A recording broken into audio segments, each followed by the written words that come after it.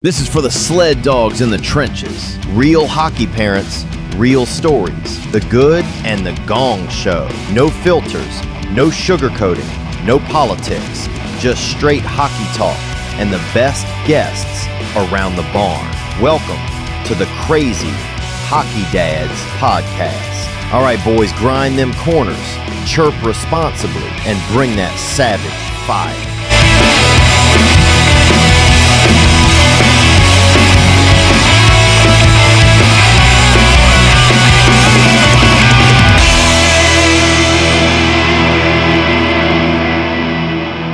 All right, everybody, welcome back to episode 65 of the Crazy Hockey Dads podcast, the unfiltered podcast for hockey parents. No politics, no sugarcoating, just real talk for hockey parents in the trenches. Well done. Thanks, man. I think we probably have that down now. That's questionable. You think? I mean, I'm just speaking for myself. We have not screwed up in a couple weeks now, buddy. I mean, that's not that good. Listen, the bar is low. Very low. But we have not screwed it up in, I would say, in like a month now. Dude, maybe 3 weeks. Maybe 3 weeks. But whatever. My point is that we are on a roll, a positivity roll here. Rolling with my homies. Rolling with the homies. Is that Clueless? Rolling with my homies. Rolling with the homies. Yeah, I think so. Clueless, right? What's her face? Alicia Silverstone. You know, it's funny. Meanwhile, do you have me on your... Oh, you do have me. Gotcha. Because I didn't have it open. I got you. I got you. I'm with you. I'm with you. I'm with the government. I wonder if anybody else knows what movie that's from. When I say I'm with you, that means I'm with you. It's not like an expression like I know what you mean. It means I'm with you. I'm with the government. Arugula. I haven't had arugula in 3 weeks. 6 weeks. Oh, it's 6? 6 weeks. What's arugula? It's a vegetable. You can't stand here in the frozen food section. Why not? Because you melt all this stuff. Lovely day for a mow. He's out mowing his lawn in his suit. Lovely day for a mow. The neighbor walks by. Lovely day for a mow. So funny. I mean, again, like we've talked before, like Steve Martin, in my opinion, is one of the great comics. Yeah, he's good. Guy's tremendous. He's good. Again, I don't think they make him like they used to. Yeah, no. Anyway, just make sure to shout out BJD. Shout out to BJD. Thank you very much for our awesome intro, buddy. It's go check him out at Big John Dangle's Instagram. You will love his stuff. That's what's up. Yeah. Little babies that talk. Very cool. Hockey very talk. cool hockey shit. Yeah. Very, very cool hockey shit. Yeah, no yeah. question about it. Yeah. Yeah. Let's just shout out the other partners. Who you got over there? Let me guess. I got Howie's? I got Howie's. Howie's Hockey Crazy 10. Go get your tape, laces. Even though we're in spring-summer mode, I know you guys are still playing. That was the sound of that was the sweet the smell of Scott smelling the candle.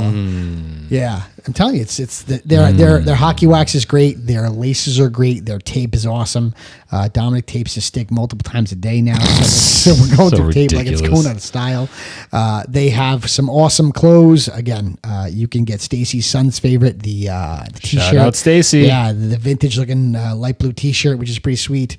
I love the sweatshirts, the hooded sweatshirts with the again, which I said many a times in this podcast, the second best logo in all of youth hockey, next to ours. You know what I just realized? Crazy 10% on that whatever Christmas ornament head. It was a Christmas HHT, Howie's Hockey Tape.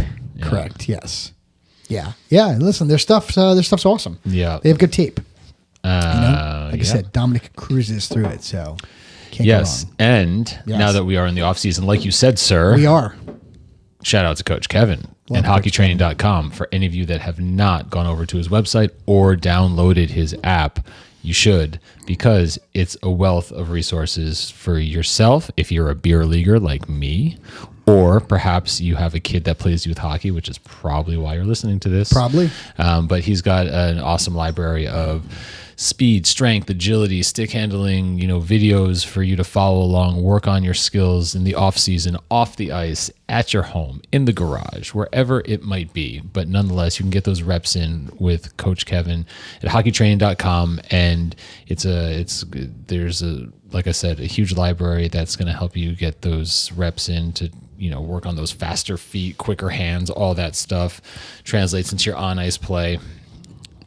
Hard to go wrong. Hard to go wrong. Hard to go wrong with Coach Kevin. Hockey Training HQ.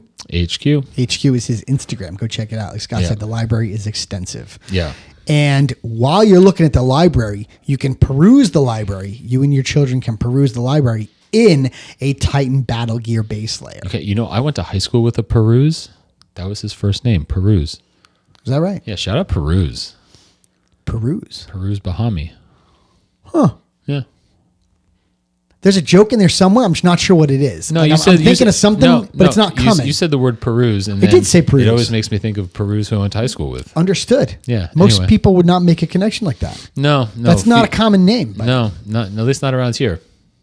No, that's true. Somewhere else, it might be very common. You know what? Fair play. Yes. It probably is, just definitely not here. No, I don't know where actually. Yeah. Listen, we are in like 87 countries, so there's probably a Peruse going, hey, they're talking about me. Okay, anyway. So while you're perusing Coach Kevin's Instagram and his extensive library, you should be doing it wearing your Titan Battle Gear base layer. Whether you're an adult, like Scott said, a beer leaguer, or whether you're a kid playing youth hockey, or whether you're a college kid playing D1 or D3. D3 is big time hockey, as Jim Dowd told us on our live. No doubt. Go check out our Instagram. So we trust our children and our parents, clearly, that play ice hockey. Let's go. In Titan Battle Gear. So go over to TitanBattleGear.com or just go into our show notes, TitanBattleGear.com/CrazyHockeyDads. Use the discount code CrazyDads10 for 10% off your Titan Battle Gear. We trust our kids in Titan Battle Gear. It's the best quality on the market. They have some of the coolest styles, in our opinion. It looks great. It protects your kid. We spend a lot of money in this game. Cannot go wrong. Spend a little more money. Go put your kid in Titan Battle Gear. You'll thank us when a skate runs over their wrist or something scary like that. Dude, knock on wood. Don't say that. Well, shit. you know what I mean. Knock on wood. I'm not trying to put that on anybody. My point is that just go put your kid in Titan Battle Gear so you don't have to worry about that stuff. Fair. Right? Yes. And Crazy then, Dads 10% off your Titan Battle Gear. Yes. And then we have Athletic Performance Insight. If you want to see how well your kid played in his Titan Battle Gear with his stick that's been taped with Howie's hockey tape after well doing done by so you, buddy. many sessions with Coach Kevin on his app, you can use Athletic Performance Insight. 100%. That's so well done by you, by the way. Athletic Performance Insight is a top-notch video analytics platform that you coaches and managers, if you haven't introduced video review to your players and team yet, this is a great way to do so. Athletic Performance Insight the manager, the coach, whomever is going to upload your game footage up to the platform. It gets broken down, and then you have all the under the hood analytics.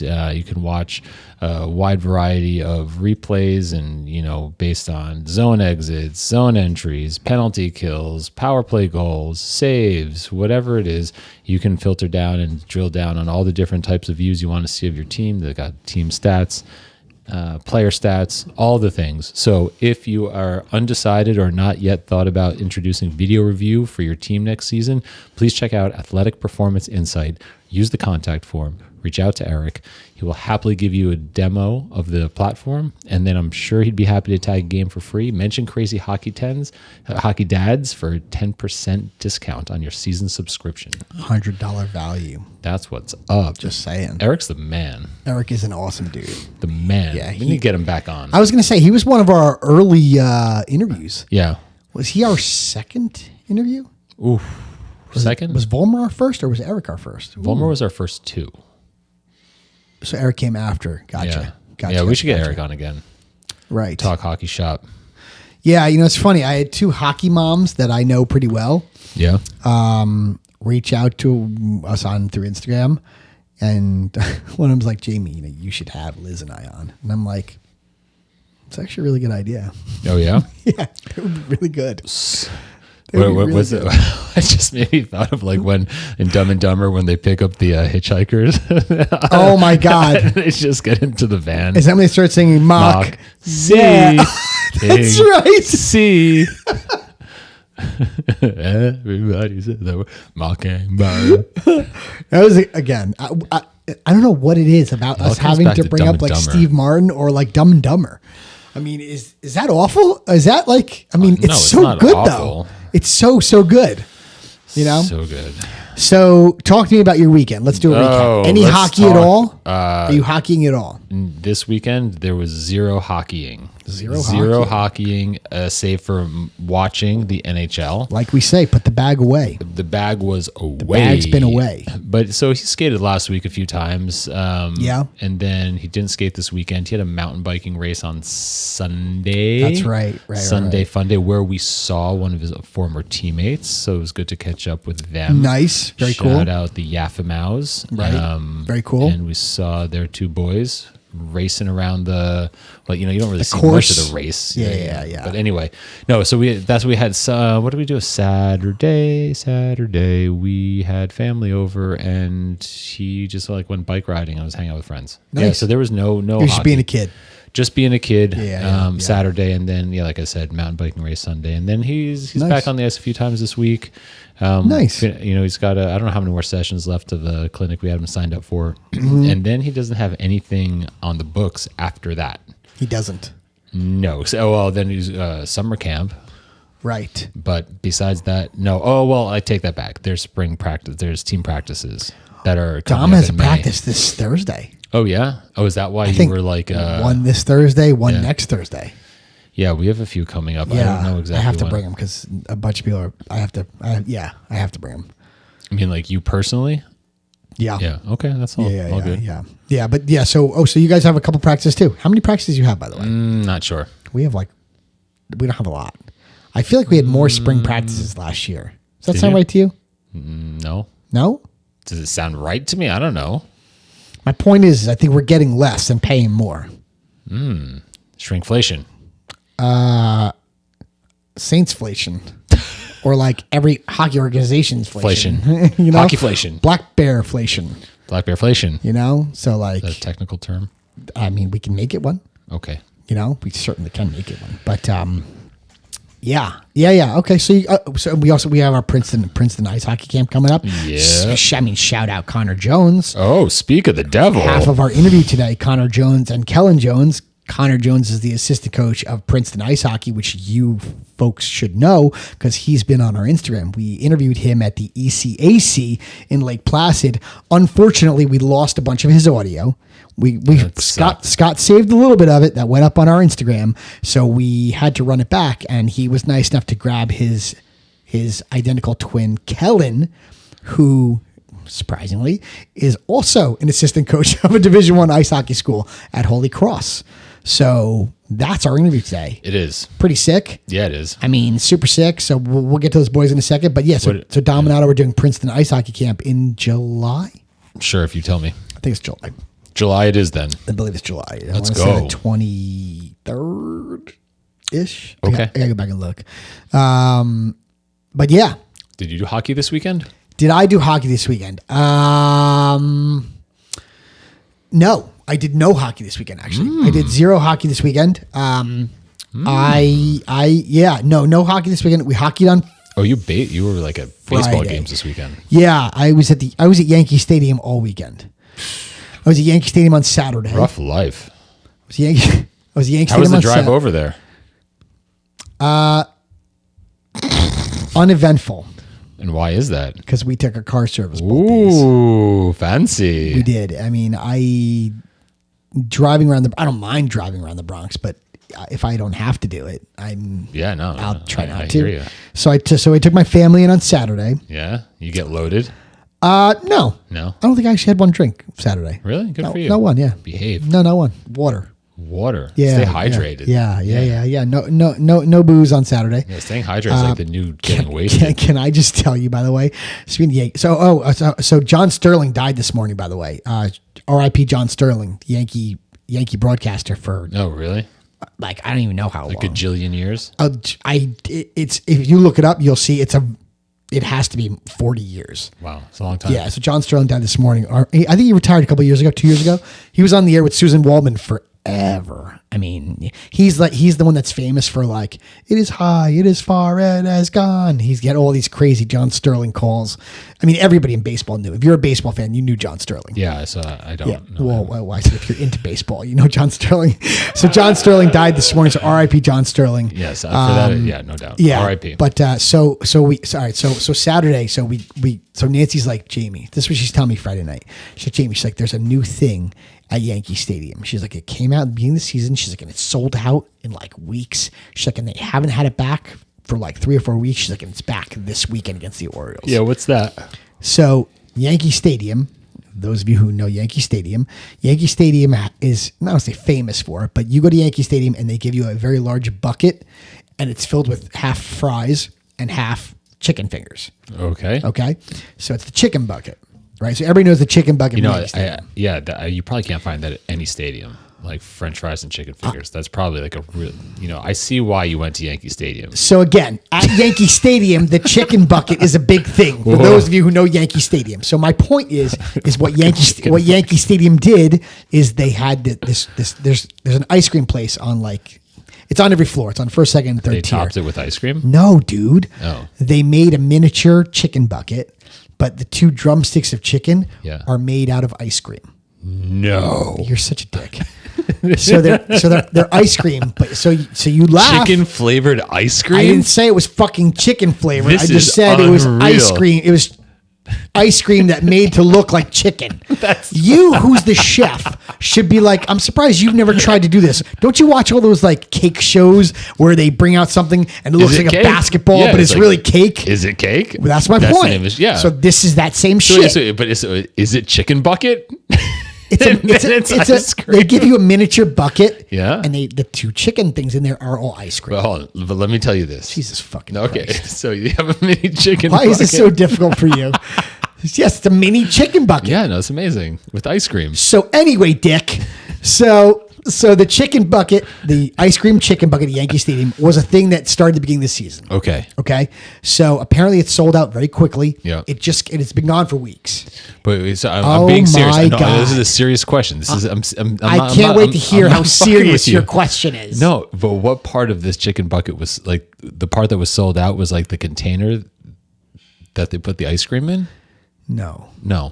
So the what part was sold out? The ingredients to make the ice cream. They ran out of ice cream at the stadium. Okay, so listen to the rest of my story, you schmuck.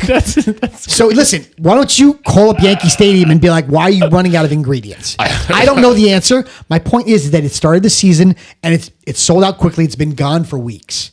It finally came back Friday night against the Orioles. Yeah. We went Saturday. Yeah. So Nancy's like, and apparently it's sold out like right before the 2nd inning.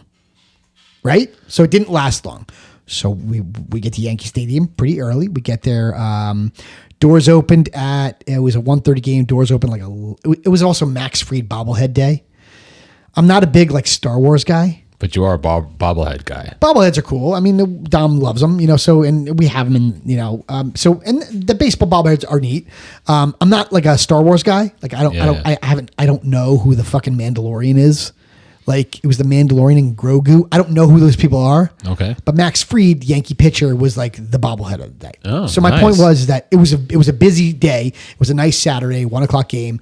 Bobblehead days are huge. So the place had 40 something thousand people. Right. So it was crowded. I'm sure. Yeah. I mean, chicken bucket. So Jesus Christ, this fucking kid with the chicken. But anyway, so we get there early. Okay, Yeah. the stadium it opened 11:30. I think we got there like 12:10 or something like that. Yeah. We were there pretty early. So Nancy goes, "We got to go to the chicken bucket place, the ice cream place." Okay, fine. Oh wait, you can't get a chicken bucket and a chicken ice cream bucket at the same place. You have to go 2 different places to get these things. One's an ice cream, Yeah, they don't sell it at the same place. and one is a So 2 different concessions. correct. Okay, got you. Okay, so like if you know Yankee Stadium, Yeah. on the first level, right off of not far, if you kind of come in gate 4, which is home plate, you go left, and it's Benihana's is right there. There's like a bar and a bunch of like concessions. Okay. Okay, so it's right by Benihana's. It's opposite Benihana's. It's like section, I want to say like 125 ish, something like that. Okay. Okay, so the chicken, the chicken ice cream place is right there. So the line is massive, dude. I shit you not. The line goes like past Benihana's. So we get on this line past Benihana's, and you got to go down. You got to wrap around one pillar. You wrap around another pillar. Then you get into the queue, and you kind of like snake up to the front. Yeah. Okay. Is this all before the first pitch? Dude, this is like 12:15. First pitch wasn't until like 1:35. Okay. So we're there 12:15. Okay. So Nate's like, gotta get there early. It sells out by the second inning. We gotta get there early. Okay, fine. Got it. So we're online, me, Dom, and Nancy. And Dom's like, how long do you think this is gonna be? I'm like, I don't know, 20 minutes. He's like, yeah, I'm gonna take the over on that. Like, okay. So we wait in this goddamn line for 40 minutes. We go around the pillar. Right, we go around and then the line is growing behind us. By the way, of course it is. Okay, so we finally get around one pillar, around the other pillar. Now we're into the queue. Okay, so we're like 7 people away. No, I mean now it's like I don't know, 10-1. Still 40 minutes till the opening pitch. Yeah, right, like plenty of time. Right, and then Nate's like, yeah, they don't sell till the second inning. She's like, we're good. We're like 7 people away. We're staring at the guy. And the guy goes, no more chicken buckets. Done. No. Didn't have them. No. 0. I find that. Didn't restock them. Didn't anything. They sold out with 40 minutes left before the game even started. 0.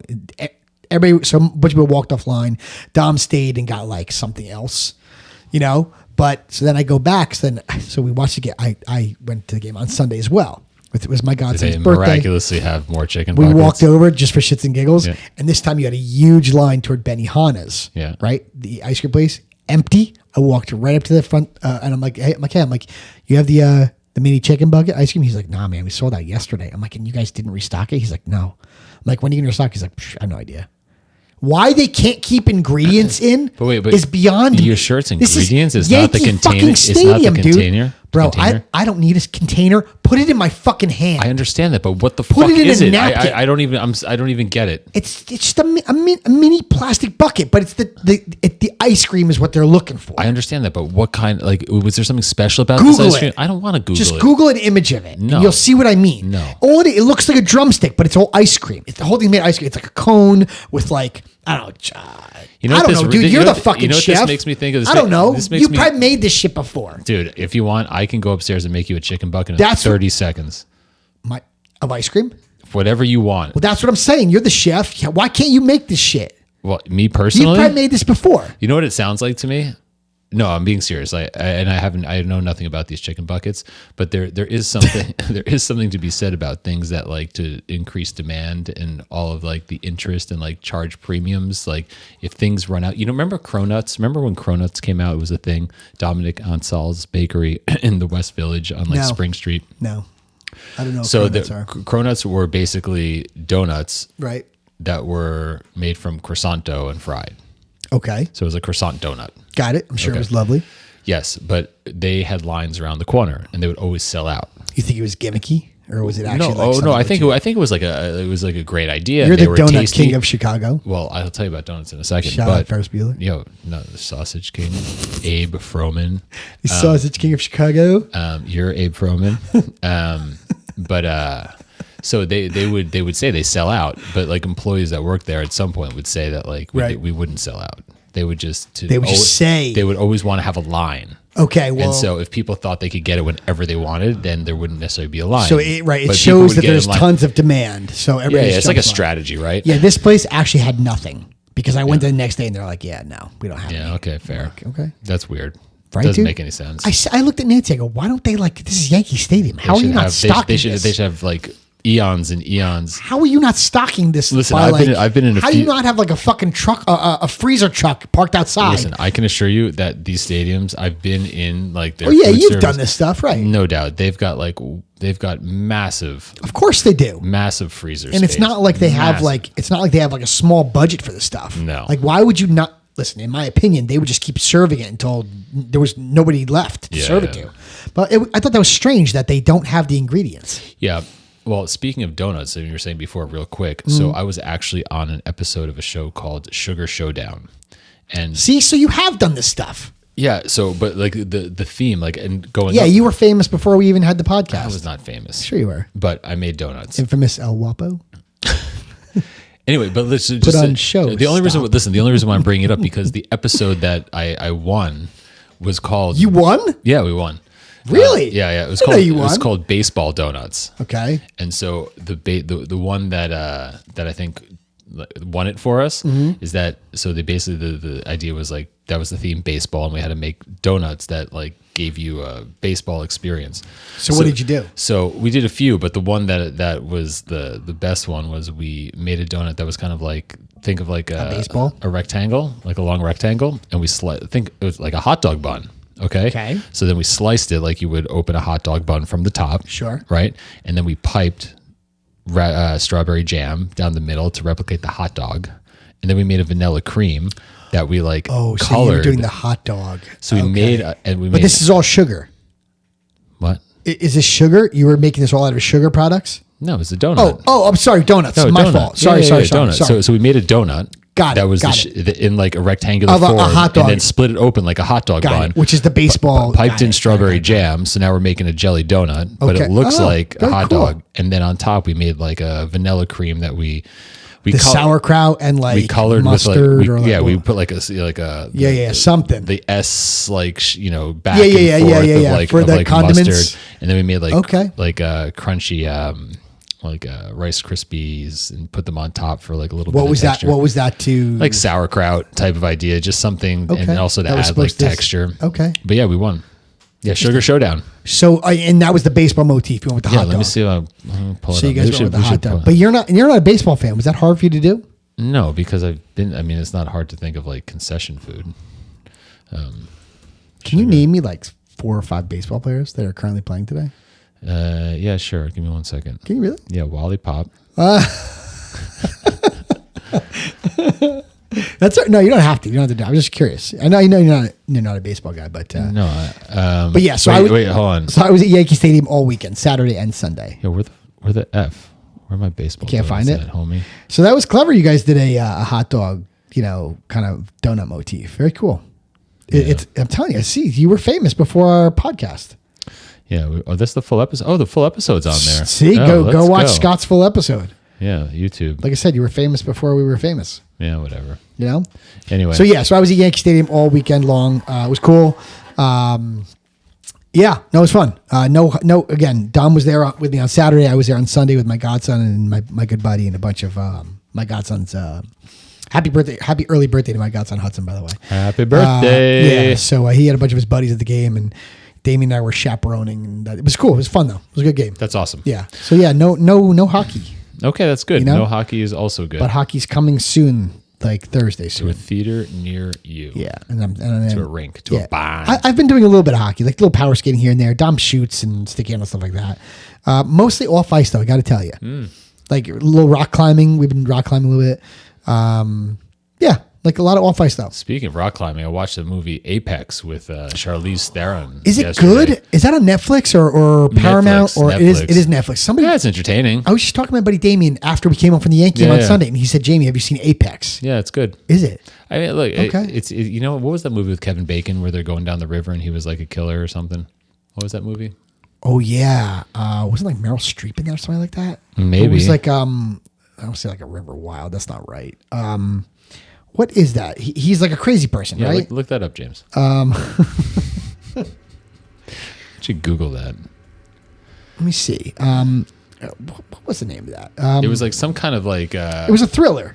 Yeah, it was almost like Deliverance meets. Dude, speaking of Deliverance, bro, the banjo scene in Deliverance. Oh, that. So good. That guy was cranking on that thing, by the way. That is a great scene. That's a creepy movie, but a great scene. Let me see. I'm looking. He did. Jesus Christ, he's done a lot. He's still acting, by the way. Okay, so what's the name of the movie? The River. Not Mystic River. That's not right, is it? No, because Mystic River is up top here. Mystic River was like with. I don't know who was in Mystic River. I did not see it. Was it good? I don't know. Maybe I might be confusing that with something else. Yeah. God, keep talking as I'm looking here. Anyway, I don't know that I have that much else to say other than that Apex was like this. When I finished watching it, it made me think of a combination of like Deliverance and that Kevin Bacon movie.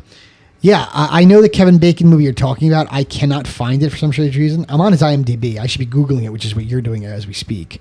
I don't know why I didn't just Google it. But The River Wild. I thought it was. I said River Wild. Is that what you just said? I did. Who's in it? Is it Kevin Bacon and who's Meryl Streep? Oh, it is Meryl Streep. So I was right. Yeah.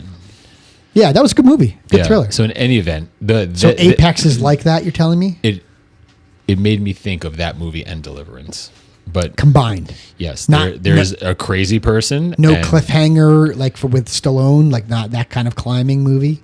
No, nothing like that. Well, I can't say that for sure because guess what? I have not seen. You've never seen Cliffhanger? I don't think so. No shit with Stallone? Yeah, no. Oh, good movie. Is it? Yeah. Adrian. John Lithgow is the villain. John Lithgow. Let's villain. go. Yeah, he's the villain. You know what else he was really good in villain wise? Have you seen Dexter? I mean, obviously Dexter's an old show. You have not seen the show Dexter? No, I made donuts for like some premiere of Dexter. You did?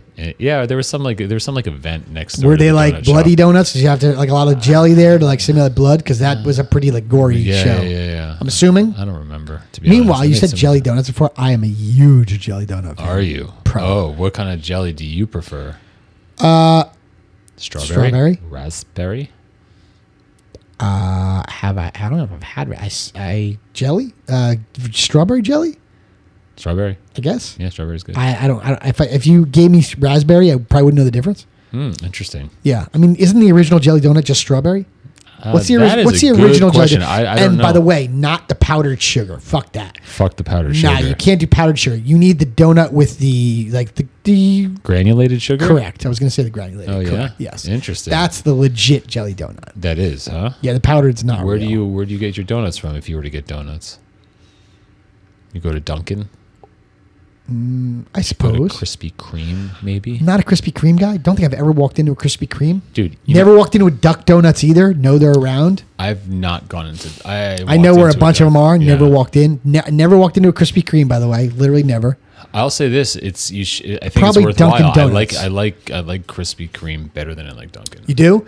If I'm, it's funny. The old legit bagel stores used to have like legit jelly donuts.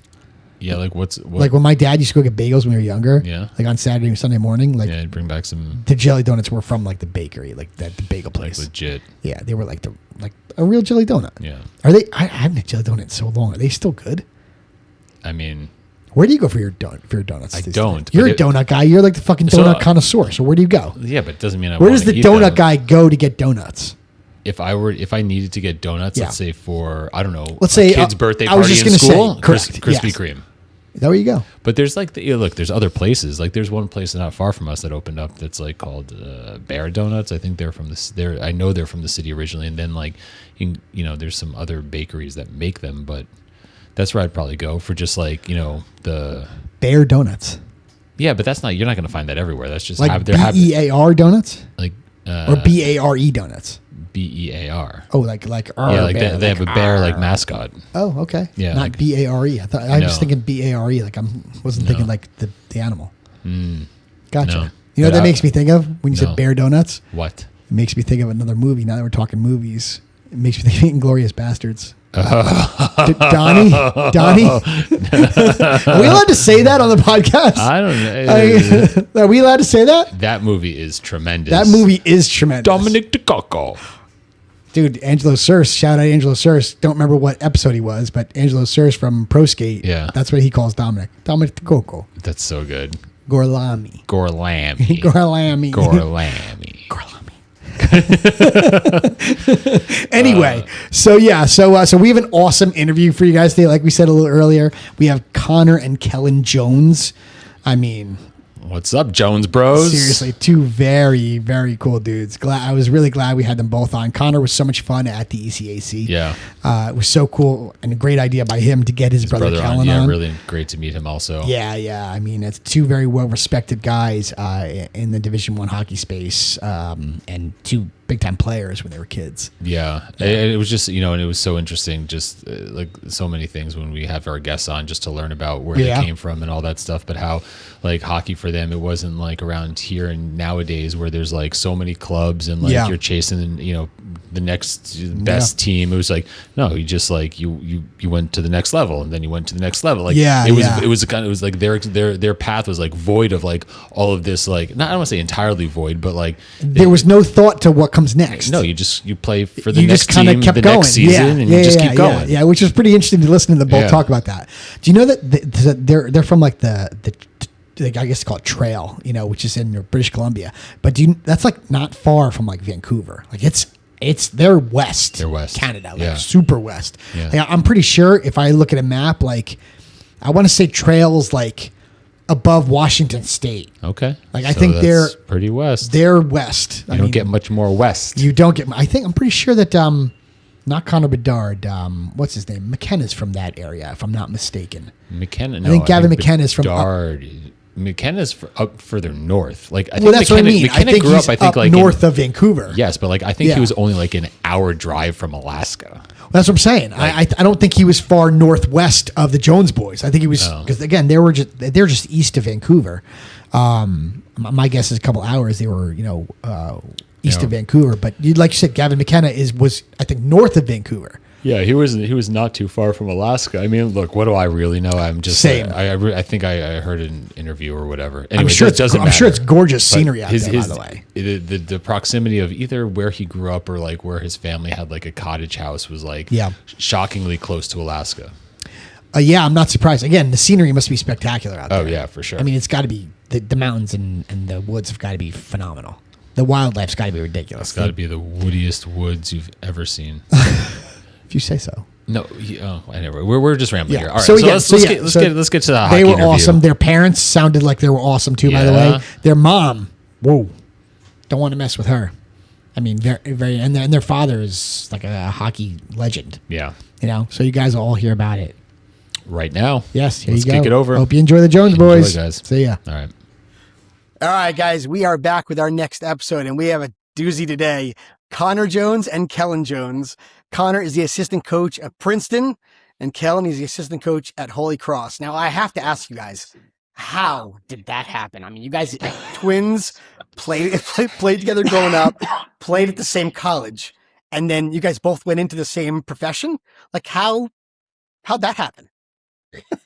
Well, it's been interesting. Kellen's done everything almost before I have in our whole lives, like as far as, getting married and having kids and, getting drafted, a bunch of things. But I was lucky enough to get the job at Princeton, and Kellen's like, fine, okay, I got to get a job at playing coaching hockey now. So,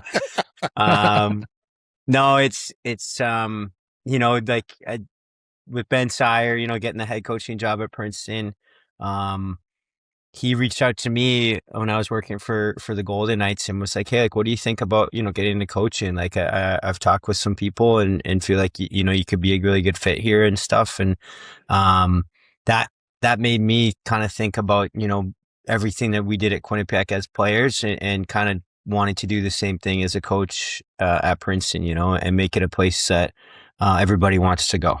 Everybody wants to play for. So that's the short version of how I got to Princeton. So you followed your brother, huh, Kellen? What's the story there? Yeah. No, but similar, like, Ben reaching out to Connor, who's a Quinnipiac guy.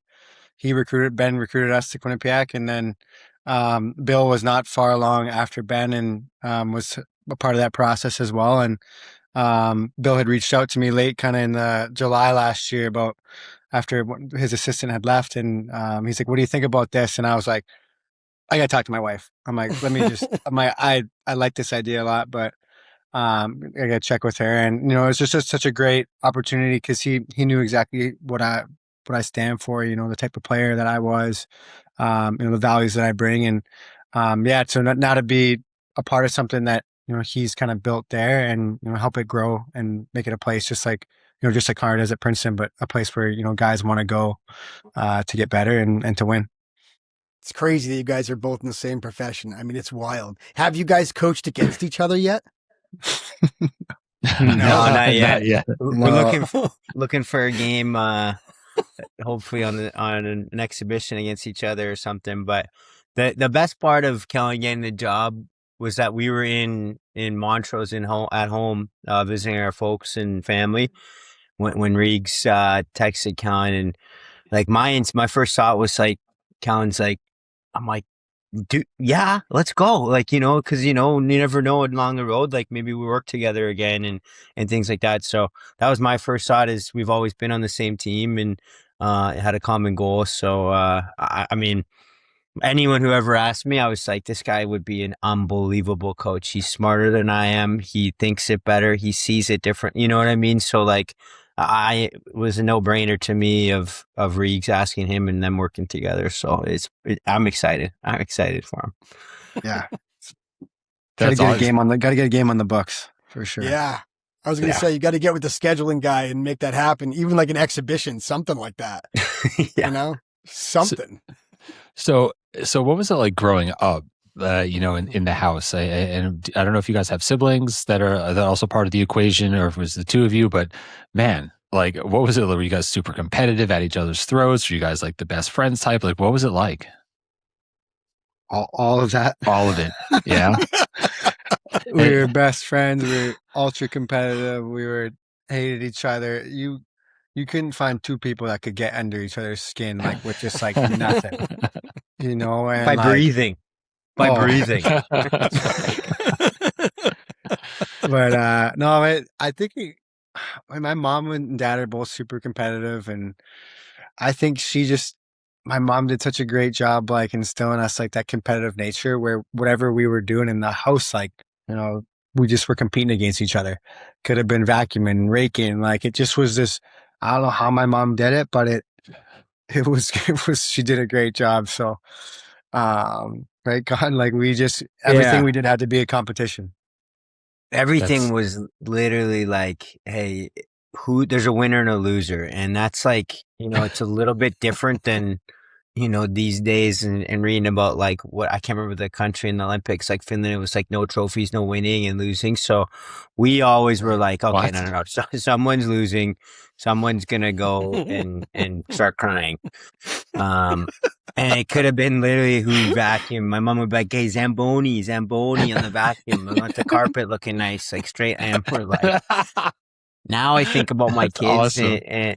and I'm like, okay, guys, let's go here. We're making sure everything's nice and neat and everything. But we were so fortunate to grow up with two parents who literally, sacrificed so much for us to chase our dreams of just playing sports, and, as far as baseball or hockey, it was like, hey, like, as long as you will work hard, like, we'll pay for this for you and give us the, the means to compete at a high level, and, yeah, I can't, I always tell, I'm like, if I can be like 30% as good a dad as my dad, I'd be so excited for my kids.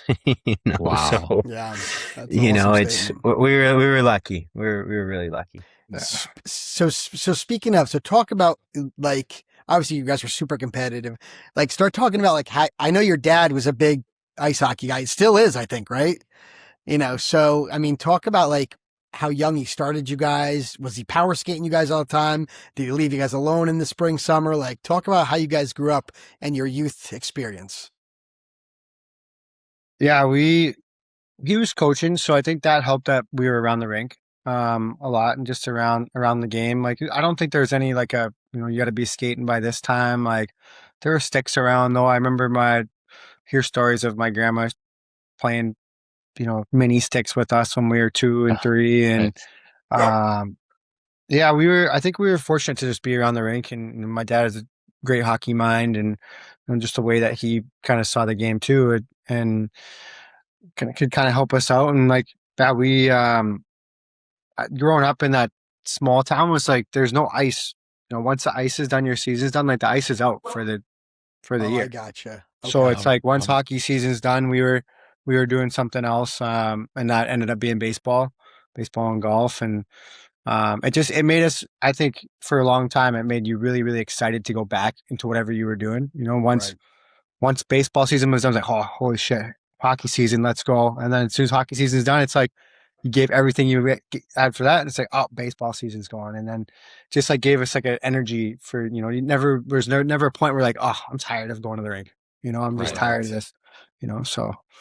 Yeah, there was never a pressure to play, and there was there was a pressure to compete as far as like give it your best, you know, and like we knew right away if there was a game we're like, oh man, we didn't have it or whatever, we didn't work hard, you know, like that sort of thing as far as baseball and hockey or basketball, whatever sport it was. But you know, I love the fact that we got to, you know, put everything we had into baseball and then everything we had into hockey, you know, and there was no pressure to play spring hockey, no pressure to play summer hockey, like no power skating, no skills. I mean, one, it wasn't available, but like there were other kids that would drive and, you know, go, you know, hour or two away to do that. And that was great. Like, as I mentioned, you know, up in Lake Placid with you guys, like Craig Cunningham is one of the guys, probably one of the best players to ever come from trail. And he'd wake up at 6 a.m. and shoot 500 pucks, then he'd skate, then he'd do, like, he did everything, but he loved it, you know, like, and if you have a passion for it, like, fucking rights, like, you know, like, that's awesome, you know, and like, we're passionate about hockey, but like, we also understand that, hey, we love baseball, you know, we love what that did for our psyche as far as, you know, pitching in a 3-2 count and it's 100 degrees and it's a whole totally different mentality than, you know, hockey sometimes. So, there's balance and everybody's different, right? Like it's pretty cool. And, from even a small town, like we grew up differently, you know? Now, were your interests in sports like pretty much the same, like growing up? Like, you know, both played baseball, you guys were pretty much on the same path, like throughout like all the sports? Yeah, we were like, Kellen was just like a 1% better at everything. That's So not true. or 0.5%. Like we were so even that like it made competing so much fun. Like it wasn't like that's awesome. there was always the other than probably one-on-one basketball, we were probably like back and forth. He beat me 99 times out of 100, but that one game, you know, so we were like, we grew up exactly with the same interests as far as everything, which again, like, you know, not all twins are like that. And, but we live to do things together, do things as a family, honestly, you know? Yeah. Sure. Yeah. I'm assuming the family's still like that. You guys are all still pretty tight. Yeah, we'll go out and play golf and it has to be like, so what are we playing for? Just my mom and dad and Connor and I, and we're like, yeah, so what are the teams? Oh, Right. That's I love amazing. it. Oh, so your mom and dad are still like getting after it.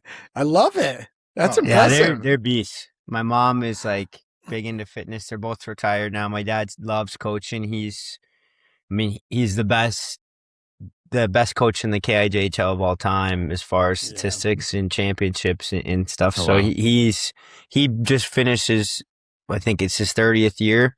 Wow, you know, congrats. and first ever time like as a full-time job doing it, you know, and Wow. like because he was a principal and a math teacher, everybody other coach, you know, had that was their full-time job. So he's done it, you know, as far as, you know, just doing, you know, it as it's not a hobby, you know, it's not a hobby, but like that's what the time constraint should have been with his other job. So we could talk about him as a coach for a whole episode. Oh my God.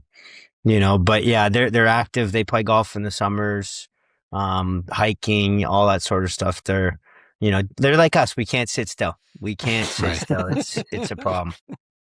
Let me add, like having a dad that was coaching and like such a, you know, ahead for the game. Did you guys, like, I'm assuming you leaned into that a bunch at some point, like in your careers. Is that something that like when you were youth that you were kind of leaning into some of that hockey IQ stuff, or was it not until you got older where you were really kind of like picking his brain? Yeah, I think it seemed like almost every year maybe we talked to him a little bit more about it.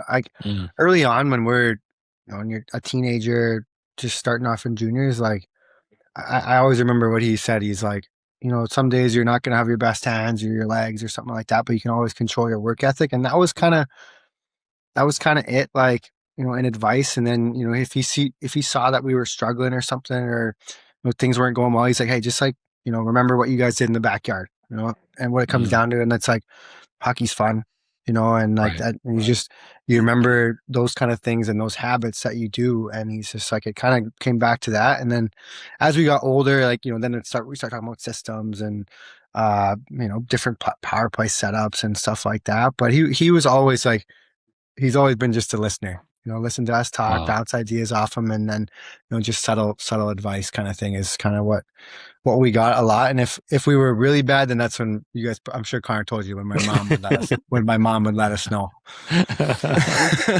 we heard about that a little bit. I'd like to hear about that a little more. Actually. Fair. I mean, I went into the story of, I think we were 7 and like we're playing a game and Kellen knows the story that's coming. It's the smallest. It's the smallest town. So like, everybody knows everybody. Like, everybody knows that our car pulls over past the train tracks after Kellen gives me a shot in the ribs and is like, hey, like, ask mom how we played. Like, and I'm like, okay, we played pretty well. We lost 14-6, but had a hat trick and 3 assists each. So we were thinking we were pretty good.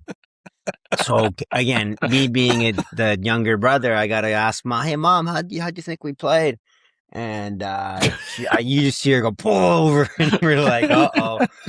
Here it comes. And we're in the back of the Dodge Caravan, and it's like, we just get torched by my mom of, you didn't work hard, you trip people, you had bad body language, you just, me and Kellen just sobbing. And so like, by that time, it's like, okay, we get home and it's like, we're right to bed, just tough. So, I love bringing that up. My mom always says, like, she's like, I cannot believe I did that, and, but like, she's just honest, it's never like, it wasn't a vindictive or mean thing. It was like, hey, you're fucking not working hard. Like, you're not a pretender. We're not pretenders. And, and that's like something even now, like when I talk to my kids, I'm like, hey, like, if you're not going to listen and be like, then I'll get on them. Like, that's the only time I'll ever, and they're 4 and 2, like, I don't know yet. I yelled at my 2-year-old today. I'm like, he goes, what about it? I'm like, just say please. Oh my God, that's amazing. I remember those days. So, do you remember that story, Kellen? Yeah, pretty well. I just remember. So what do you think? Connor asking, and my mom just like, oh, well, and then she just like turned around and let us have it. I could probably go back. I have one from, I think I still have the email, but my mom sent Connor and I an email our last year juniors before we were going to Quinnipiac. And it was like Christmas time, and I don't know, Connor and I think we came back from the World Junior A Challenge. Like, we're having a pretty good year. Like, and she just sends us an email that pretty much is like, you guys are falling down. You're not working hard. You think you're too cool. Like, if you're going to be like that, then you shouldn't even go to school. Kind of like all this stuff. And like, I could have, saved this email. I still have it for sure, because it was too good. And, it's just like those things of a reminder being like, holy shit, she's seen just as many hockey games probably as my dad too. So she knows. And, that's when we look at each other too and probably like, yeah, she's right. Isn't it Well, funny? it wasn't just like it was a whole family expectation, like aunts, uncles, my dad's dad. Like, he sent us an email when we were playing in Vastervik in the Allsvenskan, and like, I was like, I'm 32, well, however old I am. I'm like, I don't need to hear this. I know. I saved that one too. And that's a wake up call of like, hey, like, this is who you fucking are. Like, get back to it, and and so there's always been an accountability to them in a sense of who we are. Short leash though. Yeah, I was like, hey, gosh. Grown men, and she's still getting on you. Listen, parents don't ever stop parenting. And listen, you know what? It was all coming from a good place. She was trying to teach you to work in life. right? Yeah. I get it. Scott and I talk about it all the time with our kids. You know, they don't understand it yet. You know, and you know, and when Or- they think they're working hard, we're like, really? That wasn't Yeah. work. Yeah. Little did they know. Yeah. Yes. I love the expression. I think the hockey think tank and Topher says it, but like that just like how you do anything is how you do everything, right? And it's just like, it's true, and you just want to make sure that you raise your kids to like do the right thing. They're not going to get it right 100% of the time, but like let's get it right way more than not. And it's wild parenting, especially kids that are playing sports now. Geez. But what I wanted to ask was in terms of like when you guys were growing up and like playing, like at what point did you realize that that you could take this to like the higher levels? Like were you guys like right from jump? You guys were like pretty solid, or like was it over time, late bloomer? Like where did you guys kind of fall on the development path? Yeah, Con. I don't know. I mean, like, Was it the same time? Was it the exact same time? Like it was. Yeah. Like there was never a point like in our hockey, minor hockey, like it was very. Everyone made the team. It was very Interesting. Wasn't that many guys. Like it just. Right. It just that was the way it was. Like and I would say, Con, what do you think? Like we were good little hockey players, but like there was other good players around. Like, well, like I for would say, example, but- we weren't picked in the Bantam draft. Like when we were like, we didn't get those accolades. The U15 the Team BC stuff. We made it, but didn't play. So the next year we turned it down because we wanted to go play in a big baseball tournament. Like it was, nice. we never really had like the high end exposure that, especially the way kids now that we go scout, I'm like, we wouldn't have been here, and, like Kellen said, like everybody made the team. And so as far as like our coming out party, like as far as players, like I'd probably say when we were like 16 playing for the Nighthawks Junior B, like we just had a good season. And then, Vernon AP'd us in the BCHL, and we went there in the playoffs and just did really well. As a bunch of 5'5" soaking wet, like 120-pound kids, it felt like playing against like a really good Penticton team. And that was the one time where we're like, wow, I mean, if we can just work really hard, we might be able to keep playing in the BCHL. Like it was always such short-term goals in the sense of like, I just want to wear number 10 for the Nighthawks in Junior B. And then it was like, oh, maybe, you know what? Now I think I want to go play in the BCHL, And then, oh, my mom goes, they'll pay for your school? Oh, maybe you guys should do that, So like it was just so kind of, I don't want to say nonchalant, but there was never like a big time dream path. As far as that, it was just kind of like, oh, we should just keep working hard. Maybe good things will keep happening. I think we were a little bit naive too, just living. There's no media. There's nothing going on. We don't really know. We don't know who Boston College is or Boston University is. We didn't grow up watching a Beanpot kind of thing. So when you're that young, it's just like, oh, that's we hear about kids getting drafted for the Bantam draft, and like our dad played in the WHL. Like, oh, that sounds awesome. Like that'd be a great goal to get there. Like we're watching the Memorial Cup. Like we were kind of lucky too. I think Connor mentioned Craig Cunningham and this other guy Kyle St. Dennis were two of the best players, and like they were kind of just a year ahead of us.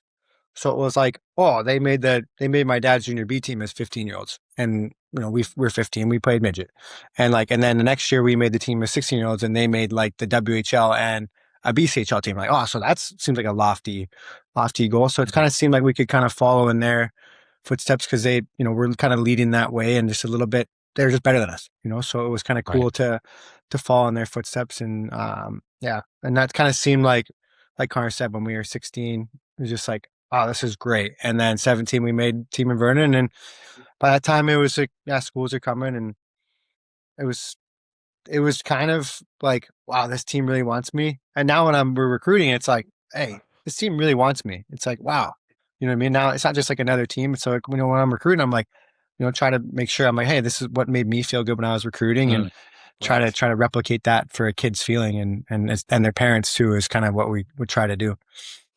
And what made you guys choose Quinnipiac? Because I'm sure they weren't the only schools that were coming after you guys at the time.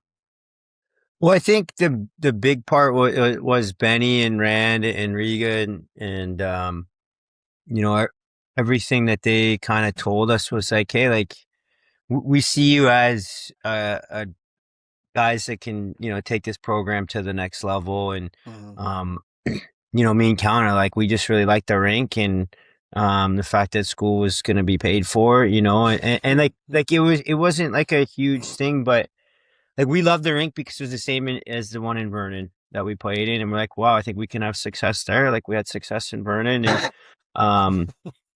but like those are dumb things that 17-year-olds think about, you know, on their fly down and, but like ultimately it was the relationship with the coaches that, you know, like when they said, hey, we're losing our two best players, like you guys are going to come in and be our two best players. And Sizey said something to me when he's like, you guys were our like first, second, third, fourth, fifth, sixth, seventh, eighth, ninth, 10th choices. Like it was nobody, but you guys were, I didn't know where I was going to go next, you know, and I just knew that we wanted you guys and, knew that you guys would, you know, kind of do what you did, you know, and that's, the credit to them as far as like Sizey called me every Monday and he told me yesterday, he's like, you didn't always answer. I'm like, well, I know.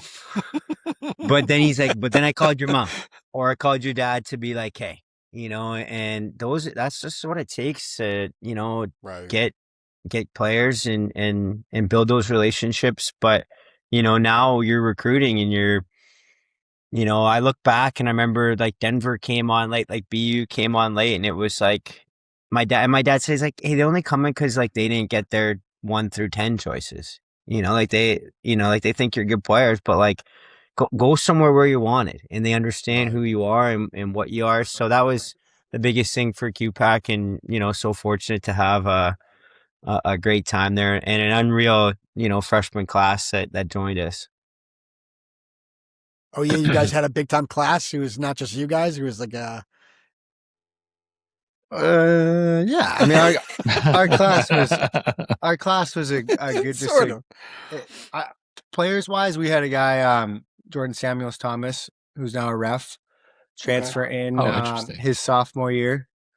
He's a ref now in the NHL, which is really cool. But he transferred in sophomore year, and then we just kind of had this group of guys that was like, you know, we had a small town kid from Minnesota. We had a guy that we knew from the time we were childhoods. Our dads went to school together, and it was like we just had this like group that really gelled, and like we just kind of kept this like mold of like a culture of like kind of that competitiveness, and it just like it just kept rolling. And then the next year, Matt Pekka came in, and Devontae's came in, and Clifton's, and like it just, and it was all, you know, they weren't stars, but like it just was like ended up being like these type of guys with this high character, this will to win and relentlessness. It's like, and they just fed right into them. We got along. We got along so well, and it was just like everything we did was like how we did, kind of what Topher said. It's like how you do everything, right? Like, and it's just like that's what we did. Everything from workouts to how we ate, how to maybe even going out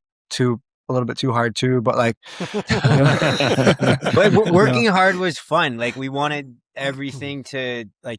That was the message that all of us loved being around each other. And like, we loved fucking getting after it in the gym and then, you know, getting after it on the ice and then going to spend time together too. Like we loved every part of each other. Like Corey Hibbler was our captain. Like we all hung out every day together. Same as what, you know, most colleges do. But when you're able to put so much effort into it, like that's when things change. And, you know, things that we talk about now as coaches, we're like, fuck, how do we get another level, even another level? Like just to be like, I'll be watching work and I'm like, okay, yeah, here we go. This is it, you know, and it's just, it's fun. You know, when you finish something, you're like, man, I put everything I have into this. And then you have 20 other guys that did it too. It's like, that's what a team is. That's what you love, you know? So is that what you guys kind of look now when you're recruiting and trying to like build out your roster? Is that what you guys are looking to do? Are you looking to bring in like really good character guys that are going to gel, that are maybe not, super studs, but guys that are good hockey players that are going to gel and try to build the camaraderie around everybody, like, team dinners or team outings, whatever you guys do? Do you guys look to really, really foster that stuff in both of your programs? I think it's already been there a little bit. Like Sizey does a great job of like, hey, like we want guys that want to be here and like no dickheads, right? Like we don't want guys that It's a good rule. that don't appreciate what we're doing and stuff. So yeah, you're always trying to add to the guys that that the leaders of your team. Like I think of our senior class, I'm like, I mean, we got a great challenge of replacing 9 unbelievable players and 9 unbelievable kids, so I think you're always trying to build it from that and be like, hey, who's gonna be the next David Jacobs, that holds everybody accountable in a way that I'd never seen before as a leader. So I would assume Kellen's the same way, and Riga's done a great job at Holy Cross already. Yeah, no, and that just like you guys said, like we're not getting in the high star first round draft pick recruit. So I think when it comes down to for us is a lot of that character, the type of kid, what they stand for, the values they have, the reputation that they have that precedes them, like what they did before, and then we want to get them there, and hopefully they can develop, and we can develop them into even a better person, a better player, and leader, and because that's. When it comes down to simply is like there's so many good players out there now. It's just like what can separate from the others? What's going to separate him from this guy to that guy? And it might not be all the points. It might be 20 points less. But this kid's a high character who's going to do whatever it takes to help your team succeed and your program succeed. Yeah. Before we started recording, we were just talking. I think you were saying you were doing some recruiting. You were out in WHL taking a look at some games. So, I mean, that's a pretty big distance to cover in terms of like scouting. I'm sure you got, your network and people here there, but with the rule change, how's that affected your scouting approach? Yeah, it's, there's just 3 times as many players now. There used to be that supply is greater than, you got to look for a guy, look for players. And, if you can, you got to put the effort in, and we're really fortunate now. You can, our head coach can text him, but hey, look at this kid, and we can just pull it up on a video and watch his shifts and stuff too. But like it's important to watch him in person. You pick up on other things, just like Connor said, like body language and how they react when something goes poorly. They're down 1-0, now they're down 2-0. Like how they react to adversity or a turnover they had, kind of thing. Like it's just. Those things that you can see in person it's a long ways to go, but it's kind of useful to see that stuff live, and it makes it's fun because it's just like, you see a kid and you're like, hey, you know what, maybe I can change that kid's life. You know what I mean? Bring him to school, kind of thing like that. And That's awesome. Yeah. That's something exactly. I still like when you take for granted how amazing it is to offer something like that to somebody where you're like, hey, this is a spot that literally will change your life. It changed our lives, and I'm forever grateful to Sizey for coming to watch us play in Grand Forks, and like you know what I mean. It's unbelievable, awesome. and I always I try and remind him like once every couple months, like saying thanks. Like because That's great. It's life changing. Like our lives wouldn't be what they are right now, and not that it would be bad or good, but like it's a pretty unbelievable spot to be in from a couple of small town kids from Montrose. So the recruiting thing is challenging. Like we're talking today with the portal and with everything going on. Like it's changed so much from back when we were recruited. So, like Kellen said, there's 3 times as many players. So you're like, geez, I kind of can be a little bit more picky than I used to, but I can't be too picky. You know what I mean? Or, you're trying to figure it out as you go. And it's an exciting but challenging time to be 15, 16, 17, 18 years old, and going through the process, right? I'm curious, what percentage of the guys that you guys are recruiting, whatever the number looks like when you guys first build out your recruiting board, individually, I'm sure you're all going after different people, right? Because there's other coaches too. So what percentage are you guys looking to close? Close is a bad word. What percentage are you guys looking to bring in of the total picture? I'm just curious. Like, what's a good number that you guys can bring in that where you're like, wow, like we crushed it that year? No clue. No clue. Got it. Okay. I mean, got it. it depends. It depends on your, who you're trying to replace, and I think the hard part is like you already know when you have your seniors leaving, who you're going to replace. Like those guys are already, years out that you've already picked. I think what makes it hard is when there's, a guy enters the transfer portal, or something like that, or Right. who you recruited, just it doesn't work out for them, kind of thing. They're not playing. They weren't. You missed on them. You missed on them, kind of thing. So Right. that's what makes it hard is when you have to go find that player, that kid who's 20 years old or over age of juniors, and be like, we need a player. Like, has anyone watched him? Like, we got to go see him, kind of thing. And so to put on a percentage base is hard, I would say. I mean, I don't know if you agree with that, but Yeah, no, and I was joking. Like you're trying to build your roster with the guys you're leaving, as far as like, Yeah. hey, you know what, we need 40, and you're trying to probably build that as you go. But you're also like, hey, this guy's a great player. I don't know when he's going to come, but we need him on our team. So yeah, I think you're always going to constantly be looking for those players and try and not stockpile, but you're like, hey, we're building a culture of a bunch of guys we really love and great players. Like you're just gonna try and get as many of those guys as I think you can, and then be Right. like, hey, there's a spot for you. And be fair about it. You're not gonna just be like, hey, you're not coming to Princeton.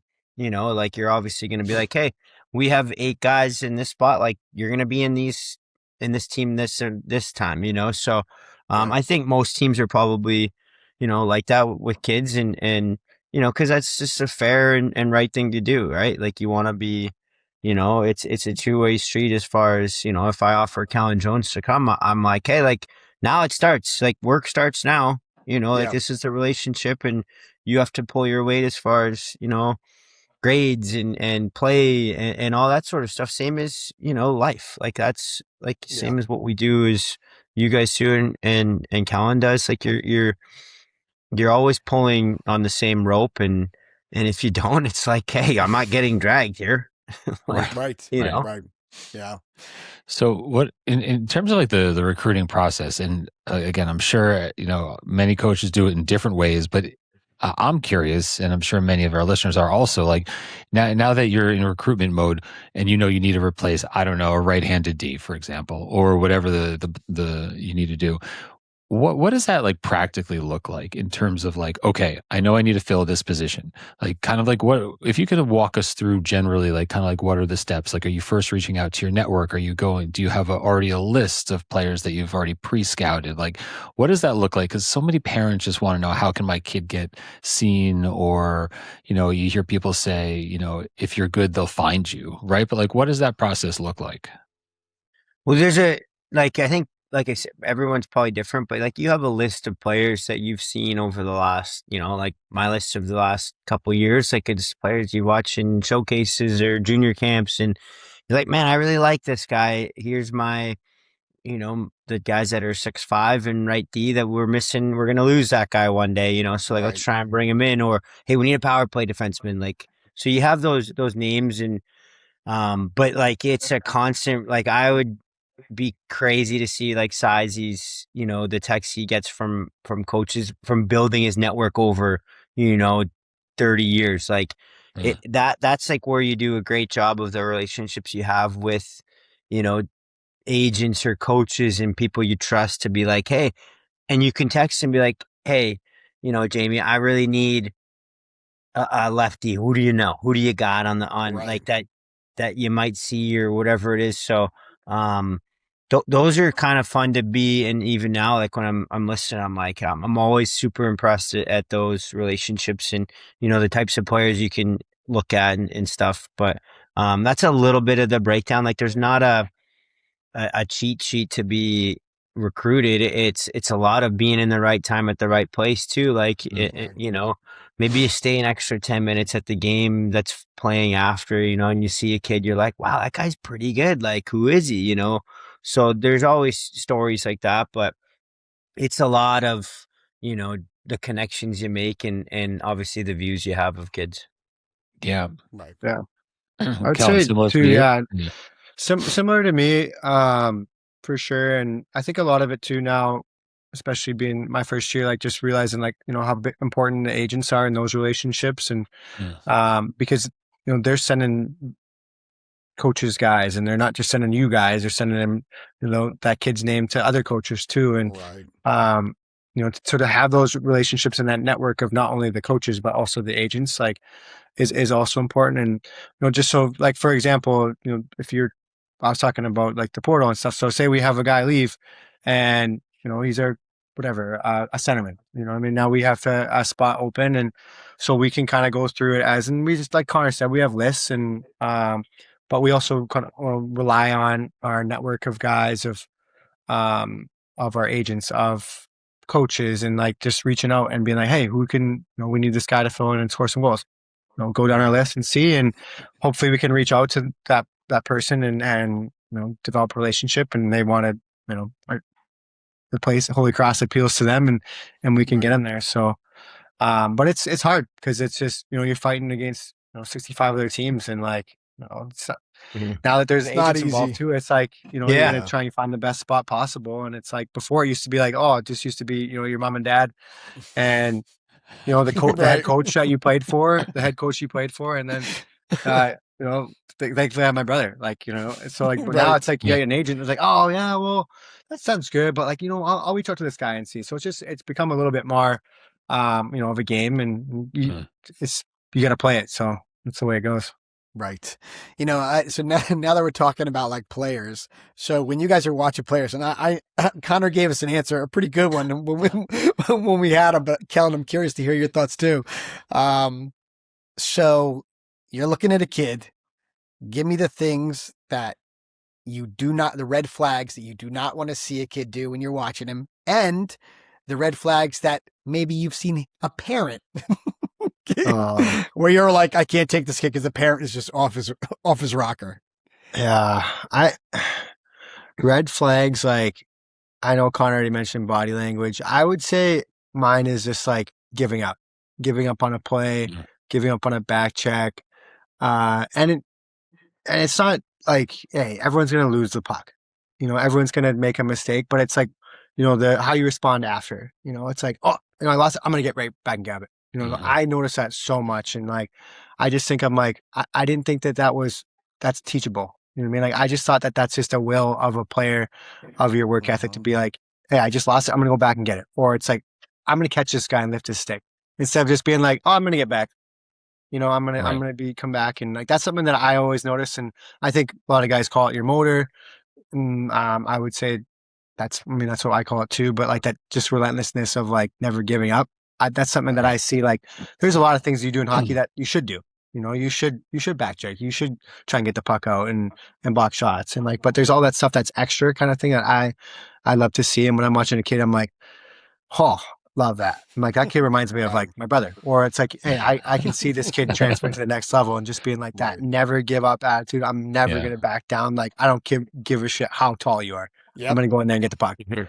And it's just, that's the stuff that I see. And then parents is tough because parents are proud of their kids. And, when you're watching games, like I always seem to be sitting beside somebody or standing beside somebody. And, you're watching the same game as them. And I remember watching a kid be like, oh, great goal. And he goes, oh yeah, that's my son, kind of thing. And, I'm anxious to see how he's going to respond. What's he going to say? How is he going to respond? And, I think just like a lot of things, just listening is a good thing, asking some good questions and not talking too much. It's just like, you don't need to, you don't need to say too much, and, let your kid kind of do it for you and show him how he can do it out there. Right. Yeah, that seems to be a reoccurring response, and not just when we were up in Lake Placid, but also when we've talked to others, about recruits, especially at the collegiate level, or maybe even juniors. Just like how much are the parents speaking on behalf of their kids, because they want kids that are able to do this stuff on their own. Take responsibility for what they need to take care of, and would much rather see the parents like more on the sidelines, just being there as support, not like leading or talking on their behalf.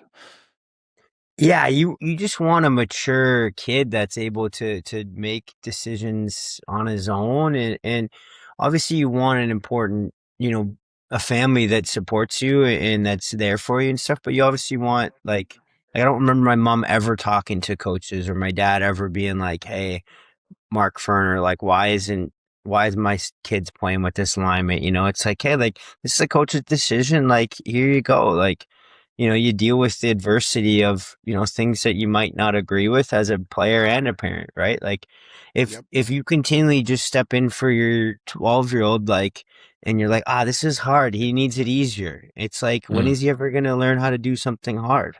Like, No. and I think that's like an important part of like Kellen saying, let the kid do the talking on the ice, and it's great to say introduce yourself and but hey, I'm so and so, my kid's number whatever. I'm like, that's great. Okay, you know what? Like, that takes courage and stuff. Like, if all of a sudden you start being like, oh, he's got this and this, I'm like, just leave me alone. Like, I don't need to hear about his skating coach. I'm excited about meeting you. So especially when they're like 15 or whatever, you're like, oh gosh. But no, it's a really hard thing, I think, as like we were talking in Lake Placid, like as a parent, like how do you balance that line of being supportive and taking initiative to go help, but also letting your kid do it, as well. Right. Yeah. It's funny you said that. You just mentioned, you just dropped an age. You said when the kid's 15. What age do you guys kind of take? I don't want to say take kids seriously, but what age are you really want to like take a real hard look at a kid?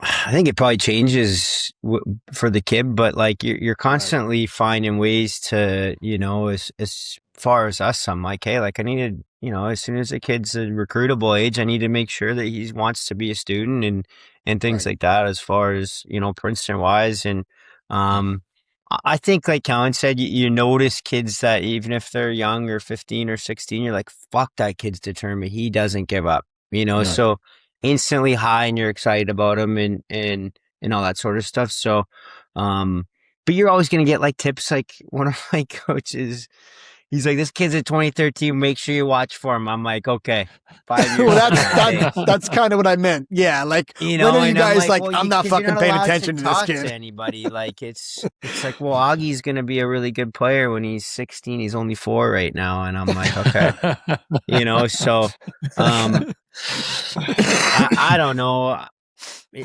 I don't know if there's but I would say like once you're 16 and recruitable age, that's when, we start taking note of what you're doing and where you're doing it, I think. And anytime you put up 100 points, no matter where you are, you're instantly like, Jesus, man, that guy had 100 points in the so-and-so league. You're like, oh, I'm curious, or you had 200 penalty minutes. I'm like, whoa. So you're going to always like kind of be like that because you don't see everybody, but I don't know. Got it. Yeah. And I'm not super familiar with both the rosters that from this past season, but did you have any players from overseas on either of your teams? We don't right now. We're going to have one coming in 2027. First one, a kid from Sweden, but throughout the league, there's some teams that have a kind of a pipeline going for sure, and it seems like once they get one, like if it's either Sweden or Germany, seems or something a little like more that. common. Yeah, so I think those kids will. A lot of them can go play in their professional leagues when they're a little bit done after playing juniors, kind of thing. If it's a second or third league, but I think you just if you can. That's kind of where the agent will come into play too a little bit. They might pass a name along, but that. So there's more players too that you can pull from too. If Well, now you're- they can play. They can play in their Del 2 where they grew up. They can play professionally, and then now come to the NCAA. So like, it's a different model where you're going to see more of those guys be like, oh, I can go play so and so now for a full scholarship, and extend my hockey career, and then still go back to Sweden or whatever it is. But we have a kid from, holy fuck, but Hansi's from. Jesus Christ, we have to cut this out. No problem. Oh my God, your That's sound all right. today. Connor, we don't edit, so it's all right. We'll just throw it in there. Yeah. Don't even worry about it. Finland, Is Finland? I still Yeah, can't. Denmark? Germany. Belarus, CTE. You know what we'll do? CT. We'll go in and Oh, no, we'll don't put say like that. No, see. Oh, I'm dumb. we'll put wherever he's from, like above your head. I literally Yes. just talked about where he's from. I can't remember. This is tough. So he's not You're from gonna kill me. Canada or the U.S. He's overseas. No, he's from. Gotcha. Somewhere. God, All right. I don't Gotcha. know. That's all right. there's That's not all that right. many Close to places. I know. It's like Norway. It's not Belarus. It's like close to Sweden. Okay. Norway? Denmark. Norway. He's Norwegian. Oh my. He's Norwegian. There we go. Okay. There you Gotcha. What an idiot. Scandinavia. Okay. There you go. I know way. The only reason I know that because we have a lot of listeners from there, by the way, like Sweden, Finland, Perfect. Norway. They're gonna kill me now. we have a shitload of listeners from up there, by the way. Yeah, especially where this kid's from. I don't know where it is, but that's where they all listen. We do. It's No, it's a small country. you're right. Exactly. It's a beautiful country. I was there once. When you It's see it on a beautiful. map, you're like, "Holy shit, this thing is enormous." Yeah. You know. Yeah, but Gotcha. 90% of the That's all right. population. I'm gonna There go you go. now. Sorry, trust me. No, but- Scott and I do it all the time. J- Trust me, we do. Just getting back to the recruiting piece, it just seems like, there's so many places and avenues where you guys can look, and have a conversation.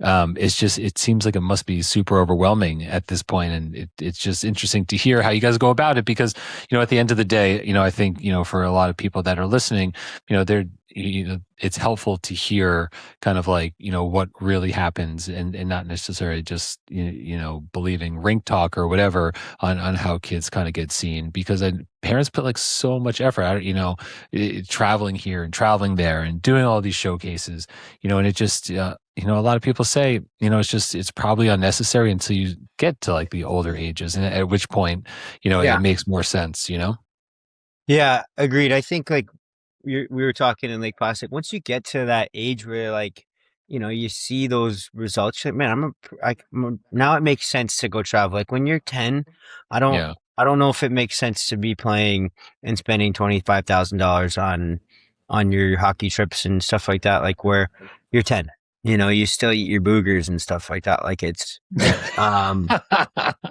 you know what I mean? Like I just like once you're 15, then you can, like make those decisions to go to prep school where you get seen by like there's not any colleges going to watch you when you're 9. Yeah, no doubt. You know what I mean? Like Right, it's exactly. and like that's where like you talk about pressure. It's like, hey, the pressure should be to have fun and work hard, and make a relationship with your teammates. Like that's when we think about how we grew up, it's like we're so lucky that like we just play with the same 20 guys, girls, and it was like we just all worked really hard together, and single A hockey teaches you that and stuff. And I think we miss that, I think, out east, especially as far as like, hey, we don't need to do the AAA, AA squirts times million. You know what I mean? And it's Yep. I'm a little nervous as far as, when my kids start to play hockey to make those decisions to be like, is this going to affect him when he's 15 that he's not on the best team when he's 9? That's probably a question for you guys. I don't think so, but I hope not. I don't think so. No. No. In the moment, so it's it's funny. So Feels like it sometimes. It for does sure. feel like, and even it's funny when we were in Lake Placid and we had right before you came with us and we had Jason Tapp on, he was saying, because I think he has a 2000, He has a 14 and a 12. a 14 and a 12, right? Yeah. So my son's a 12, Scott's son's a 14. So it was like perfect. So he was saying, he's like, guys, I know better because I'm in this business. He's like, and I get like FOMO. He's like, I look at my wife and I'm like, oh my God, like, what are we doing? Like, maybe we should do more. It was crazy. Yeah. Listen to like somebody who's in your profession who knows better go, oh shit. Like, I mean, it's real. It like it just, I don't know. When you're in it, it just grabs you, you know? Someone told me the other day, my kid's 3.5. They're like, is he skating yet? He's like, he's not gonna make it. And I'm like, what? I'm like, he's not gonna. I'm like, this kid can barely like, go 4 seconds without like crying. Like I'm like, I just want him to like just have, like enjoy life right now. I don't, and like, and then the guy said it. I'm like, all right, well, yeah, maybe. And then I start thinking, I'm like, oh, do I want him to talk? maybe. And I'm like, all right, no. I'm like, shut up. I'm like, okay. I'm telling you, it makes you question yourself. It's crazy. Like one of our best friends we went to school with, he's coaching a team in Massachusetts here, and his son's 6, and they have tryouts. Like they have to recruit kids for their team. Yeah. And I'm like, all right, are you recruiting the kids? I'm like, he's like, yeah, I gotta like get kids to come play here. Like this is the team, and like this is the program. And I'm like, why? I'm like, wow, like someone hired you, and now you have to do this. And he's like, yeah, like this is just the way it goes out here. And I'm like, and even like Coach Riga's kids, like his kids are 7, like they're, it's just how it goes. And like you just, and the crazy part is coaches are calling you, like they're calling parents and like, like, and it's like, you don't make the team. It's just, to already have that feeling of like, oh, I didn't make the team kind of thing. And like, it's really tough. And it's something like Connor said, when we, when our kids get older, is for some 2 guys that are very naive to the process. Now it's like, all right. When it's just, have to rethink it. And, I like thinking about Tap of like, if he's thinking that way, I'm like, oh man. Right. So it's just it's going to be, Yeah. be weird. So you don't want to ruin their childhood or careers by not doing something for them. It's like I remember talking with my mom. She's like, well, if you can afford to do this, would you do it? And does that help? Right? Like, it's the same as if you, can send your kid to private school or public school, and you're like, is this going to help his chances or her chances to, have a great future? Right. And my mom we've argued about it, because I'm like, well, like if it's safer and things, you're like, oh, okay. And does it help them get into college? Like, like, can you do it? But like, also be like, would it be harder? And there's more adversity in the other one. Like, you're like, how do you decide? It's so hard. It's so hard. And it depends, right? Like you have to take cues off like, your kid at the same time. Like as a parent, you probably have a good, understanding of like, is your kid mature enough? Where does my kid excel? What are his strengths? Are those going to like get him through this, or like his deficiencies or weaknesses going to like totally just ruin this? So I don't know. It's always like a depends thing, but like as we've talked to more and more people, it just seems so clear that if your kid doesn't love it, when it gets hard, it's going to be harder for them to stick with it. Doug Christensen. And if Doug Christensen, he put it so well. He's like, the price of admission is going to get really high. And if they don't love it, they're not going to want to pay.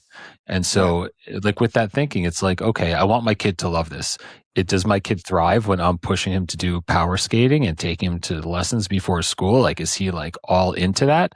If yes, then okay, maybe that's a reasonable path. If no, like you probably want to reconsider the way you're handling it, because this kid's at some point going to be like, you know what? I'm good. I don't feel like doing this anymore. Yeah. And so if they love it, and look, I know my son loves it. Sometimes I wish he was doing more on his own, but he's 11. And, maybe he's just not as mature as his buddy who's like 12 and is like doing some things like in their own time that I wish my son was doing, but maybe he's just not there yet. Right. So I don't know. I just, all of these conversations have helped me just keep some perspective and be like, it's really not that important right now. And sometimes it feels that way because you see people around him that are like, have either gotten better or been on a better team. But then it's like, well, maybe of course they have, because they've spent like maybe 3x the hours on the ice than my son has. Right. So it's like, okay, well, you should be better. I hope you're better. You know what I mean? So I don't know. It's definitely not easy. The race to the best 12-year-old is definitely a thing. It's mean. It's a mean race. Yeah, it's a thing, but it's not a thing, right? Because you guys know puberty is the great equalizer. That's right. So Dominic is just finished his first year bantam year, and some kids are enormous. Yeah, and Dominic. that's true. Good point. Yes, right. Some kids are enormous, and I have to tell you, it's funny. I was telling somebody the other day. So the discrepancy between kids now is like unbelievable, right? So Dom was 5 foot going into the season. I think he's 5'3" now, but some kids are like 6'2", like 200 pounds. I Yeah. mean, there are some that are just men amongst boys right now. And it's interesting. What I've noticed this year, and I'm curious to hear you boys kind of chime in about this. What I've noticed this year is it doesn't matter how good of a skater you are right now. They just want size. The upper teams, all they're looking for is size at the moment. Yeah, I mean, I think there's always, for whatever reason, it's always been like bigger is better when you're younger. Like you think of back in the day of the Bantam draft, it's like the first few rounds were like everyone's over 6'2", because you're like, these guys are really good players, but they're also like huge, right? And you're going to take chances on guys that are big, but if you can't, like, when going back to the recruiting, it's like if you can't think the game and understand where to be, like you can see that when a guy's 6'2", that he's just able to outmuscle guys and he doesn't know where anybody is around him. Right. So I think like that's always, you talk about the great equalizer. It's like, hey, well, if you're smaller, you usually understand how to use your body and the places to be because you need to, and that's, you have to, right? Yeah, because you have to, and that's like an important part of the game. Like even now I'll be watching a kid, I'm like, wow, that kid's been big his whole life. I bet he doesn't know that like there's guys, he doesn't see it because he's never had to see it. He's never had to. So there's obviously, pros and cons of both and everything. Like I like that, D can be big and small but if you're ultimately a hockey player, like that's the best compliment I've ever gotten. It's like, man, this guy's a fucking hockey player. Like no matter if you're big or small, I think that's always what you're looking for in any player, Yeah. Someone could take a hit, give a hit, like it just is make a play, make a play, and that's the size part's tough because like like Connor said, when you're watching, it's like this kid's just been bigger than everybody his whole life, and like is he an early bloomer? Is he gonna peak? Maybe. Like we've all, you've probably seen kids do it now. We've played with kids when we were in Bantam and like either were drafted and like they didn't even make it our junior B, but there was a point where they were way better than us, and like are we late bloomers? Like are we just normal? And it's just probably, everybody gets puberty at 19. It was tough. It was like one of those that's things late. like, that's late. Yeah. Oh my God. I don't think the quick twitch when you're 19. It's like, holy, finally. Okay. I don't think it was right before we went to school, but yeah, like that too. I mean, like you mentioned, Jamie, like that's a huge separation thing between kids at that time. Like it's like first year Bantam, second year Bantam. It's like you get the kid who's 5'1" and the kid who's 6'1". It's like, and for that, what makes it tough is for those kids who are 5'1" that were, really good players, and all of a sudden they're like, I'm not as fast, I'm not as slow. It's like, that's right. Hopefully you can learn, still play and get minutes and then learn, how to use your body. And then, you'll get your growth spurt at some point. And it's just those qualities that, like Connor said, you can think and do, where that was something that when we were, cause we were later bloomers, like as 15-year-olds, 14-year-olds playing, like there were kids way bigger than us. Like we were one of the smaller kids, and like we just, weren't as fast, had to learn to take a hit. And it's just like, it's just kind of that adversity of like, oh man, back to it. We got to figure something else. We got to figure out another way to be successful. And what can we do next kind of thing. It's like, but it's not fun at the time when you're getting smoked by a guy, No, especially if your kid was good. Kids aren't happy about it. And then I got to tell you, as a parent, it's not easy to deal with. It's not fun to watch either, probably. No, it's not. It's awful to watch as a parent because you know what's going on. Oh my God. There's nothing you could do. You just got to tell your kid like, hey buddy, listen, it's just not your time yet. Like just keep grinding, just keep stay away from grinding. That big kid. What are you doing? You're gonna get killed. Number 7, stay away from him. I'm telling you, you should see the size difference. It's. We had our first practice last night. It's wild. I mean, and again, all the elite teams, they're just looking for big kids right at the moment. Right? I'm sure that'll equal out, but at the moment, that's what's on the docket, you know? So you just got to keep working and see what happens, Yeah. you know? Well, good luck. Yeah. Appreciate it. Let me ask you guys about being brothers and playing together, right? Like I feel like a lot of talk about brothers, clearly the Kachuk brothers, right? You got the Plant brothers that are like at Duluth, right? There's the Protas brothers, the Hudson brothers, like the Hughes brothers, boys. yeah, the Hughes, Hughes brothers. Yeah, Let's the not Hughes forget about boys. them. What is it about, if anything, do you think that all of you have, like, is there any common denominators there that just like having like a built-in like competitor day in and day out? Like what is it about this brother dynamic that you see so many like sets, I guess, or at least they're being talked about? Maybe it's not that many, but Yeah. just curious about that. I think it's, that, like we mentioned, the competitiveness side, but like, I think just the expectations, the expectations you have of each other and, the standards that you hold. It's like you just hold, it's another level. It's another expectations. It's hey, I don't want to let this guy down, and when you're playing together, like the Hughes get to, or, even the Kachuk set in the Olympics or something like that. But that was Right. something when we were playing with each other, like, and we were fortunate to do it for a lot, was like, I'm going to go out there and make sure, and yeah, he's my teammate, but he's also my brother. And it's just, I'm not going to let him down. I'm not going Right. to, these expectations. And I think with that comes competitiveness and all the stuff that comes with it, I would say. Yeah, it's kind of was I mean, it was in practice, and like it was like the expectation was like you're never missing a pass. You're never given a bad pass, and like that, and obviously we did, but like that was the focus we had. It was like, I don't want to make a bad pass because I know Callan's gonna yell at me.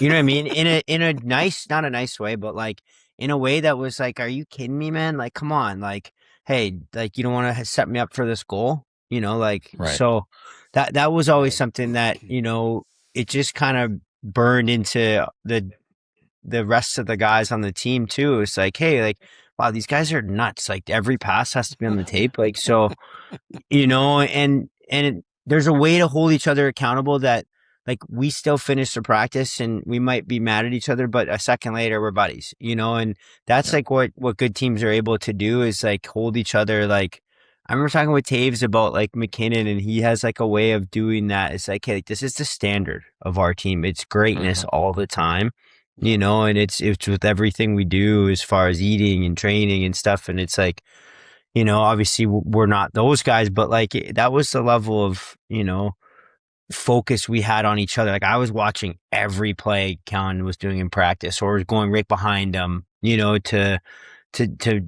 make sure that he was doing it. If I saw him do something great, I was the first guy to say, hey, effing rights, man. So that's like the cool thing about brothers is you're so supportive, but so aware of like the holding accountable to in a almost a bad way sometimes. Like I know Kellen used to, I'd be like, oh my God, I'm letting Kellen down.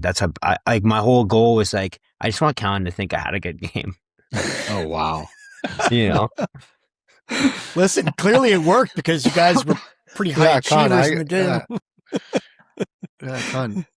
Con, you made it to the NHL. I didn't, buddy. So, but no, I mean, it's pretty cool to see, the Pont brothers like, that are different ages too, like not just twins, you know what I mean? Like that are younger that get to either play with each other, that, the Hudsons that have now all been so successful and made the NHL. And it's just like, that I feel like that's pretty cool in a sense of like, hey, now, my brother's here, he's got to this level, and it's just like, oh, and now he talks about it and like brings it back to him. And it's like these habits, maybe he brings them back to school. And it's like all this stuff that goes with it is just, it's so cool to see. And like, I couldn't imagine if there was like another one of us like that was younger or older or something like that, like what they would have to see have gone or through. hear.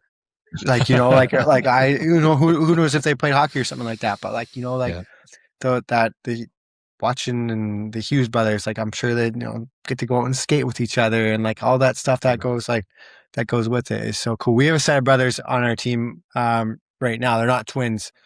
One's younger than the Gagno brothers, and they're from Langley, and one's a defenseman, one's a forward. And it's so funny. It's just like they always end up. I'm like, I always feel like you pass to him and you pass to him, and it's just like you go back and forth, and it's like the same kind of thing. It's like even in the games, I'm like, are you gonna look off your brother again? Like, Oh, he kind of thing does? like that. Like, yeah. And I'm like, he's like, yeah, he can't shoot. He can't shoot. So it's Oh, like, that's hysterical. it's just so funny. Like to see it in person too is also like, I don't know, It, awesome to see.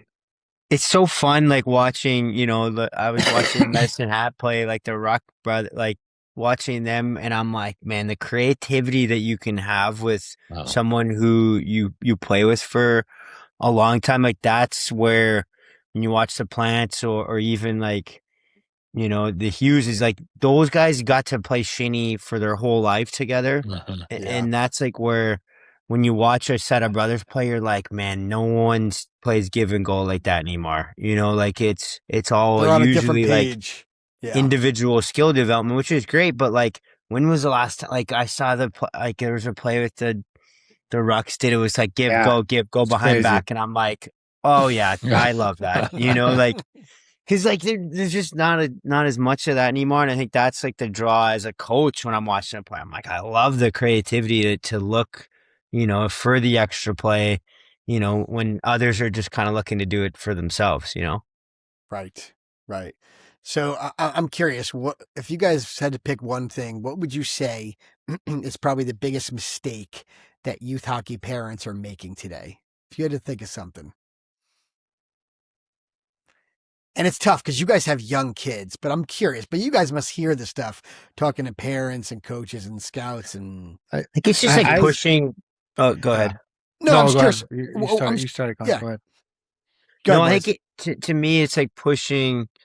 Like the extra sessions like in the summer where it's like July 4th and you're like, does this kid actually want to be here? And it's like, does that, those are probably the times where I'm like, maybe you don't have to do it, and unless your kid is like so gung ho, but like even then it's like, man, you spend so much time. I'm sure you guys know, like you guys are always busy traveling, like for hockey, or like just take time as a family to be normal. Not normal, but like not do hockey and not do sports, to just be like, hey, sit on the beach and read a fucking book.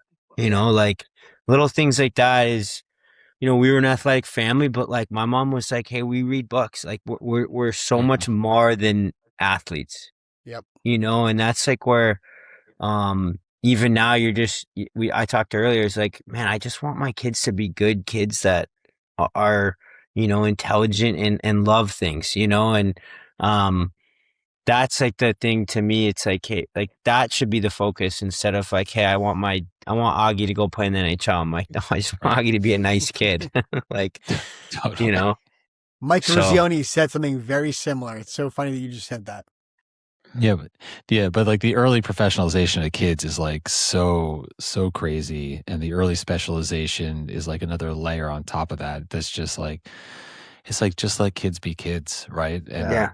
and I've seen a little bit of everything, and I've definitely sided. It seems very clear to me. And look, again, because I take cues from my kids, there's going to be families out there that like have very different experiences with their kids, and they can go gung ho all the time. Like that's not my kid, right? Yeah. And that's fine. I'm okay with that. But there was a point like early on when I was recruiting for like squirt minor. Yeah, the 6-year-old. You know what I mean? That you see families just like so over the top. And I think also for parents, like when it's new and it's shiny and your kid's got some talent and you're going to throw everything you got into it, like let that play out for a couple of years. And like it takes a toll on the families. Like forget whether or not the kids, like, it's like you said, a ton of travel. Like I think last season, this past one, like I changed jobs. So like I wasn't as flexible with my availability to take him to practice, but I gotta say, I was more than happy not to have to drive to a rink. When like 2 years ago, like I was taking him to everything, no doubt. It's a lot. It gets a lot.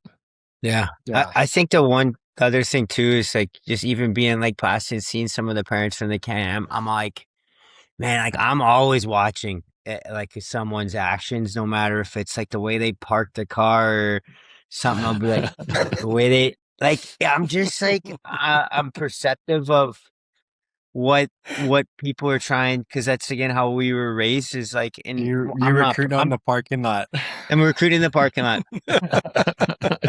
But like, Why are you going inside? so much of.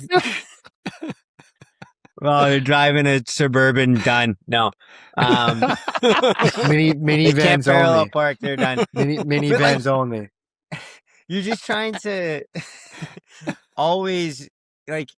I feel like one thing my mom and dad always says, like you're always gonna be. It's like your character, as far as your family, is so much of who you are as a person. So when I think of like being in the rink with someone, I'm like, man, that guy can't shut up, and he's saying something to everybody, and I'm like, I might not ever know who he is, but like, man, I hope he turns out to his or whatever, like his kids is turns out to be a nice kid or whatever it is, like because you're just like, hey, like the game is the game, like you're always gonna get carried away, but I just find like those things as you talk about parents, it's like, hey, like everybody's trying here, everybody's paying to do this. Like, is there a reason to show up this person or not act like a respectful human being? And that's important in anything you do. Yeah, I think just to touch on that too, of like, when you think about what parents can do for their kids at a young age, and that's, I think one thing is just not making excuses for them, letting them go through some adversity, some tough times, some that kind of thing of just being like, what you weren't great tonight, or you're not going to blame the coach, you're not going to blame the other teammates. It's just like, going through some adversity and going through something tough is, I think, really important, and to not sugarcoat it, because you can do that for a kid and make things easy for him and smooth it over and kind of baby him. And I think it's just important for them to have to go through some hard stuff, and it sucks, but I think it's going to make that kid better in the long run, I think. 100%. So we've held you guys for quite a while. I want to know one more thing from both you boys. I need to hear your best billet story each. We have some great billet stories. I got the worst one. Yeah, let's hear it. One. Connor, you know what? If I'm thinking of the right one, then yes, but also maybe not. No, mine, it's not like embarrassing. I mean, it's embarrassing because but we used to, 19 years old, like we could cook our own food and whatever. My billet mom was working, and I used to do this thing where we're a little bit insane, but we had a strict routine of game day. We'd go and do this similar things. And one of the routine was we'd go downstairs, play NHL video game on a PlayStation, and before the game started, I would go put the water boil for pasta. And so downstairs, I run up there, go play the first period. It takes like 5 minutes. Yep. Yeah. And I usually would go check it after the second period. So I end up doing that and going up there and get up the stairs, and there's smoke and flames all over. And my brand new house too. It was brand new house, like really nice house. My billet dad was a veterinarian. Like we had just moved, and we loved living there. Like we loved the family, and the house was beautiful. And I come upstairs, and I'm like, oh shit! And like they had this Viking oven thing that would like boil the water in like 8. I don't know. It was really quick, like probably 2 seconds. Yeah. It was like, but like if we could play burner. NHL, no icings, whatever, I'd be up there in time. Water, pasta it down. Yeah. And thankfully, what happened was there was a little cloth that was like right next to it, that like a dishcloth that got on fire, and then went up the coffee maker, and thankfully everything was good. Real smoky for a bit, but it's safe to say my billet mom cooked us pregame for the rest of the year. She's like, no, I got it. I'll cook for you guys. I'm like, She's like, I'm good. Kellen, you stay downstairs. You go play NHL. I got this. Yeah, no worries.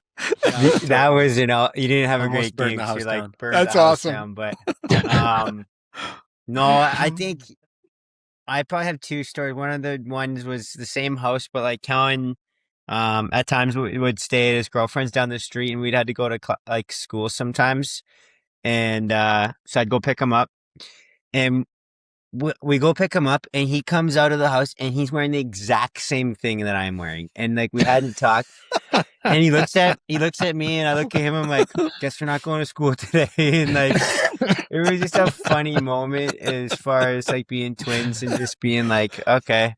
And then That's my fun. other one is my mom came to visit when we were talking about routines and stuff, and we like just didn't give them a lot of time because we were so set of we're like, we have to do this routine.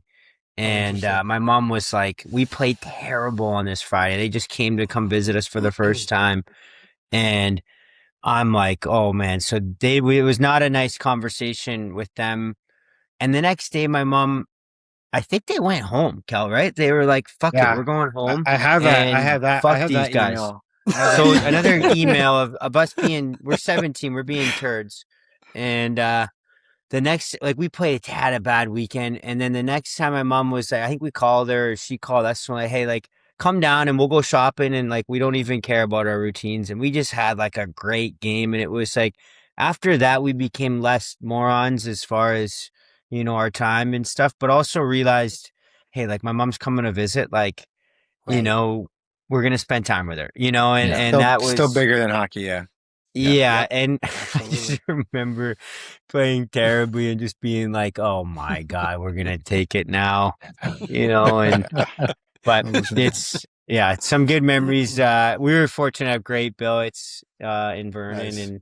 Nice. and just, unreal people that really cared about us. And I think big parts of, moving away is having people like that treat you with respect. And, we're still close with them today, these No, days. that's great. It's awesome.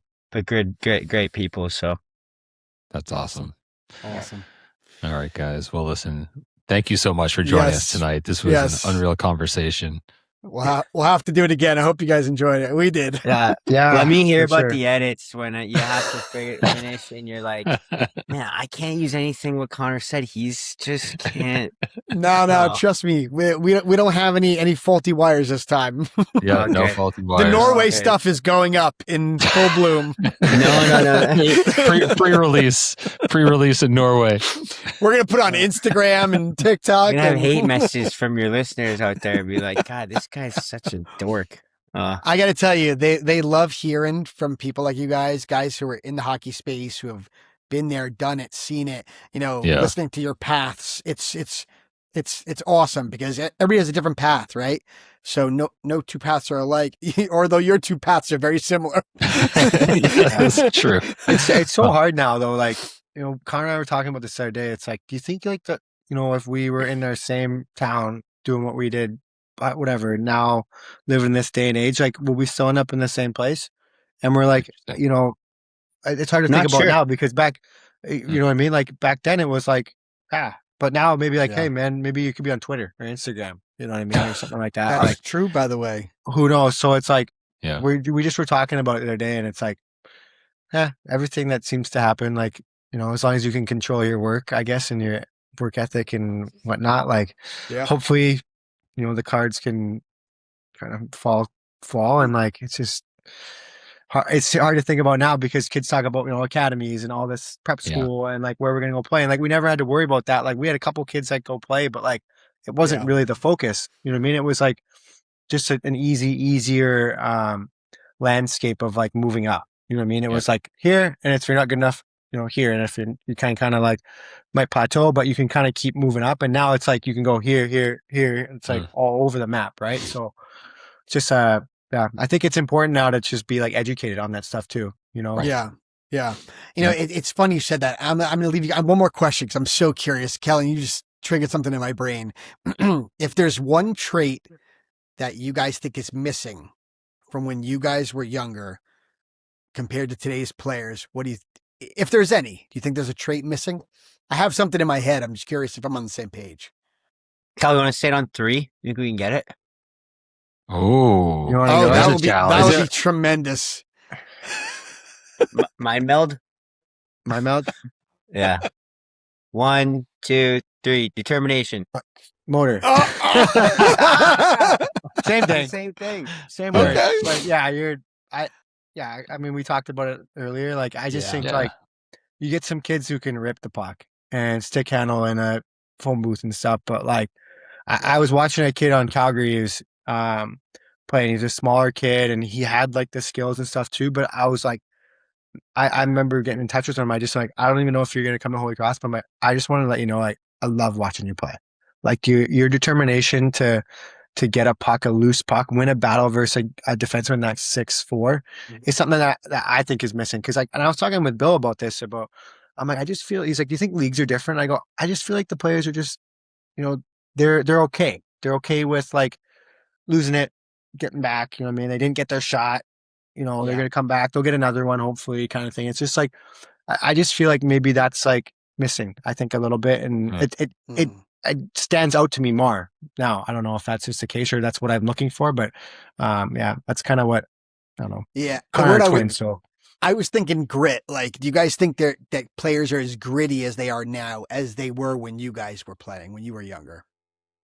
I mean, the game has changed so much. It's really hard to, like, there's not as many fighters, but I think there's still gritty players. Maybe different ways, like, right, not as dirty and stuff. Like, but like it's just like a little bit out of the game, right? Like, and you respect. Like, I always notice a guy who finishes every check or hits to put the guy through the boards because I'm like, oh, that's just rare, Yeah. So, I think the grit goes back to like the Kellen talks and Scott was talking about, the going through hard things and like going through adversity. It's like that teaches grit. Like when things are hard, like that's where, like you talk about the determination and like, I'm just going to get another chance, like this will be all right. Where you're not going to work for the extra chance or work to get the puck back as much as,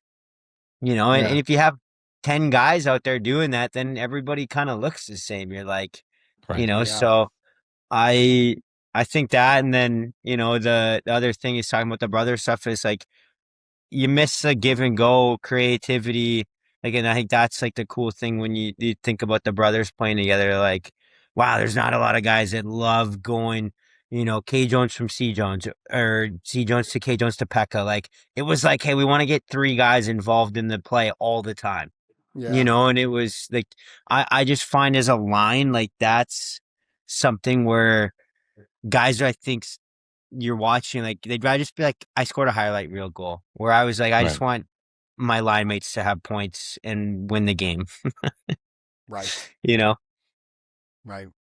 Love it. All right, gentlemen. Thank you, boys. Thank you again. Guys, really Lots to awesome. unpack here. This was What's that? awesome. A lot to unpack here. No, you kidding me? It was great. Thank you very much. no, We're it going was to have to do awesome. it again if you guys are up for it. This was awesome. You know what? If we could get Rand, Billy, Sizey, and Maybe and Cash Cash. out with us, Let's do and it. that would be pretty funny because I know they'd all just start ripping us. I love Rand it. he gave me shit about the way I was sitting in the interview. I'm like, my legs are pretty big. I had to sit cross-legged. Like, you know what I'm saying? I'm like, Jamie and Scott were sitting cross-legged too. I felt good about it. Yeah. When in Rome, right? I mean, everyone's doing it. That's great. I love it. Oh, we might have to do that. By the way, we definitely might take you up on that. Yeah. Thank you, boys. This was awesome. No, thank you guys for having us. Yeah, appreciate it. Big time. Thank you. It was our pleasure, and we'll see you boys soon. Thanks, boys. See you guys. Thanks. Yep. Later. All right, boys, we are back from our awesome interview with the Jones brothers, Connor and Kellen. Yeah, really great to know them. Get to know them more. That was fun, man. Just it was a lot of fun. How about the billet story?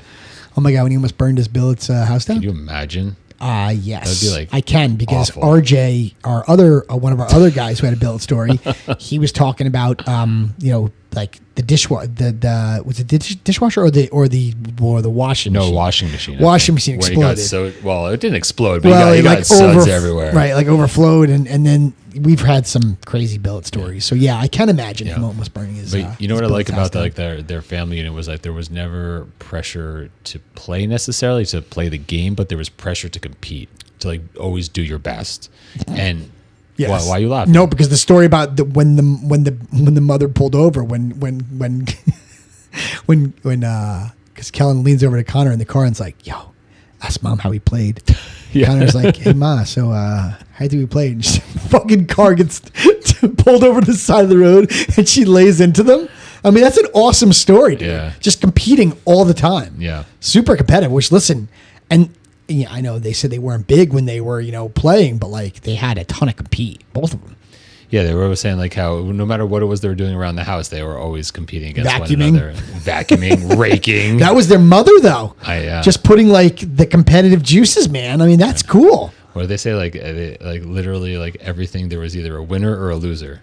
Listen, Jeff Lavecchio says it all the time. Like, you do a thing and, the loser's doing push-ups and he wants them chirping the loser while they're doing the push-ups. Dude, if you don't win, you're the first loser. 100% you are. Yeah. I mean, listen, you're making winners, period. Period, end of story. Derek Jeter says all the time, like, we're here to win. Like, when you're like, there's a thing of Derek Jeter in the car talking to his kids. And he's like, no, we need to win. He's like, you do anything to win, period. Yeah. Like, we don't lose. You play to win. Right. Period. Right. And that's how these boys were. And listen, it got them both very far in the game. They both played at Quinnipiac together. They both went on to have like a pro career, I mean. Yeah. And they even said they never really had where they came from any real high end exposure either. I mean, they were from like Western Canada. Yeah. Their dad was like a legend and still is a legend apparently to this day. Right. Pretty impressive. But yeah, very cool, man. And also just when they called out like there's no real cheat sheet to getting recruited, right? Like there's a lot of being in the right time in the right place too. Sure, yeah. Right place, right time. Yeah. It was good. Like the grit, the motor. That I think Kellen mentioned. Well, they both mentioned the motor. I think Kellen calls it a motor. Yeah, Connor calls it mind meld. Yeah, exactly. Mind meld. Yeah, they basically the exact same thing. But listen, that's what they look for when they're looking for guys to come play for them. Yeah, well, high character in kids.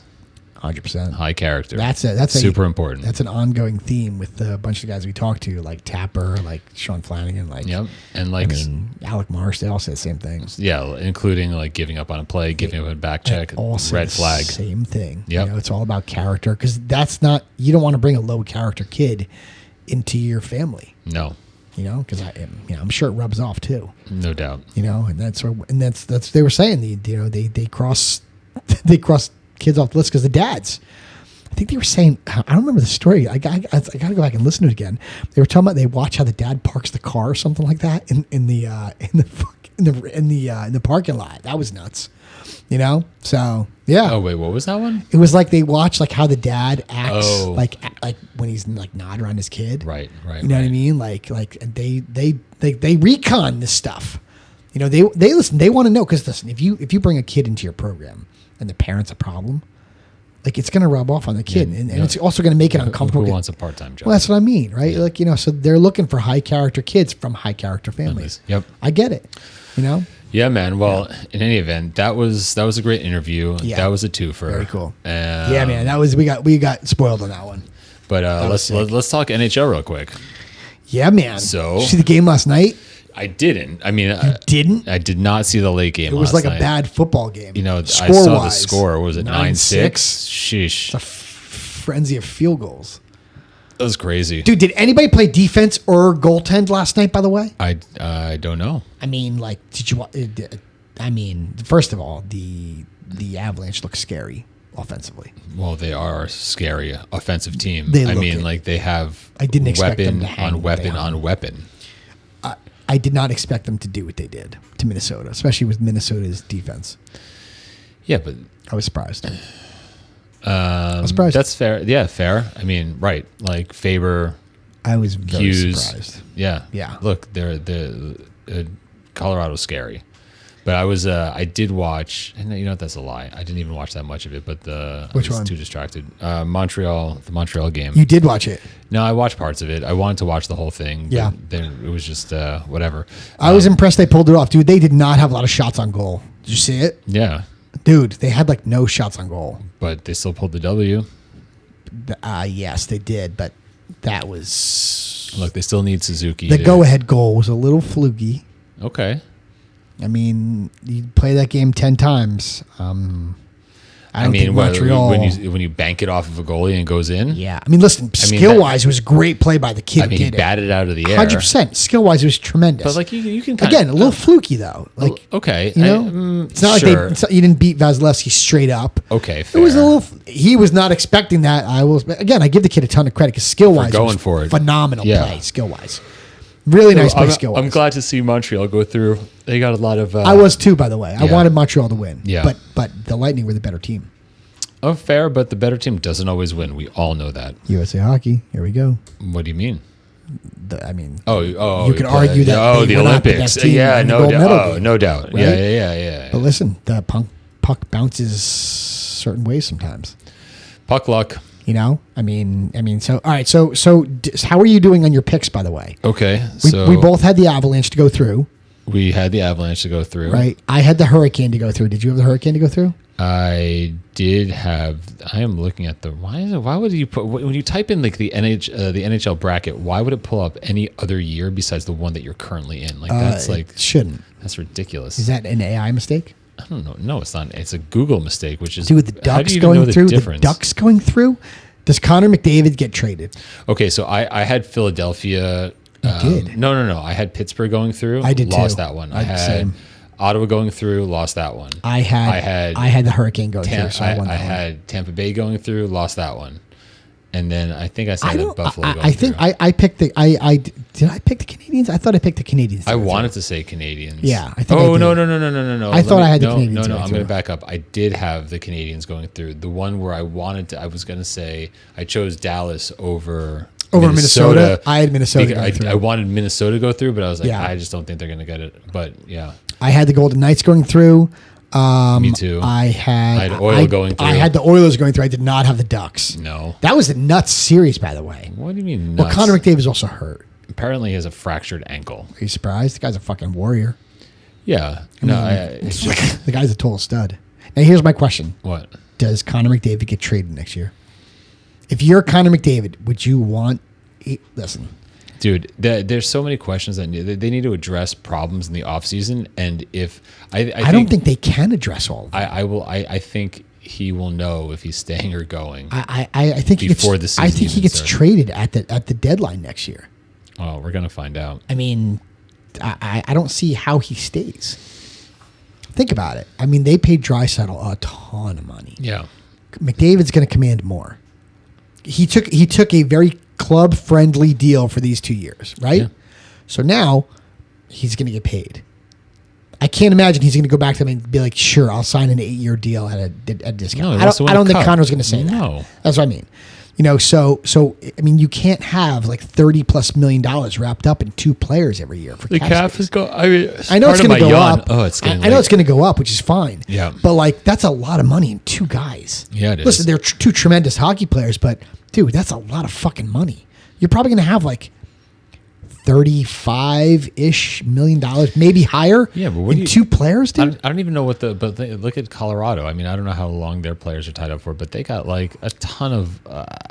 I don't know how much cap space they have, and they have like self-imposed caps on that team. I think they keep their books tighter than what the NHL cap is.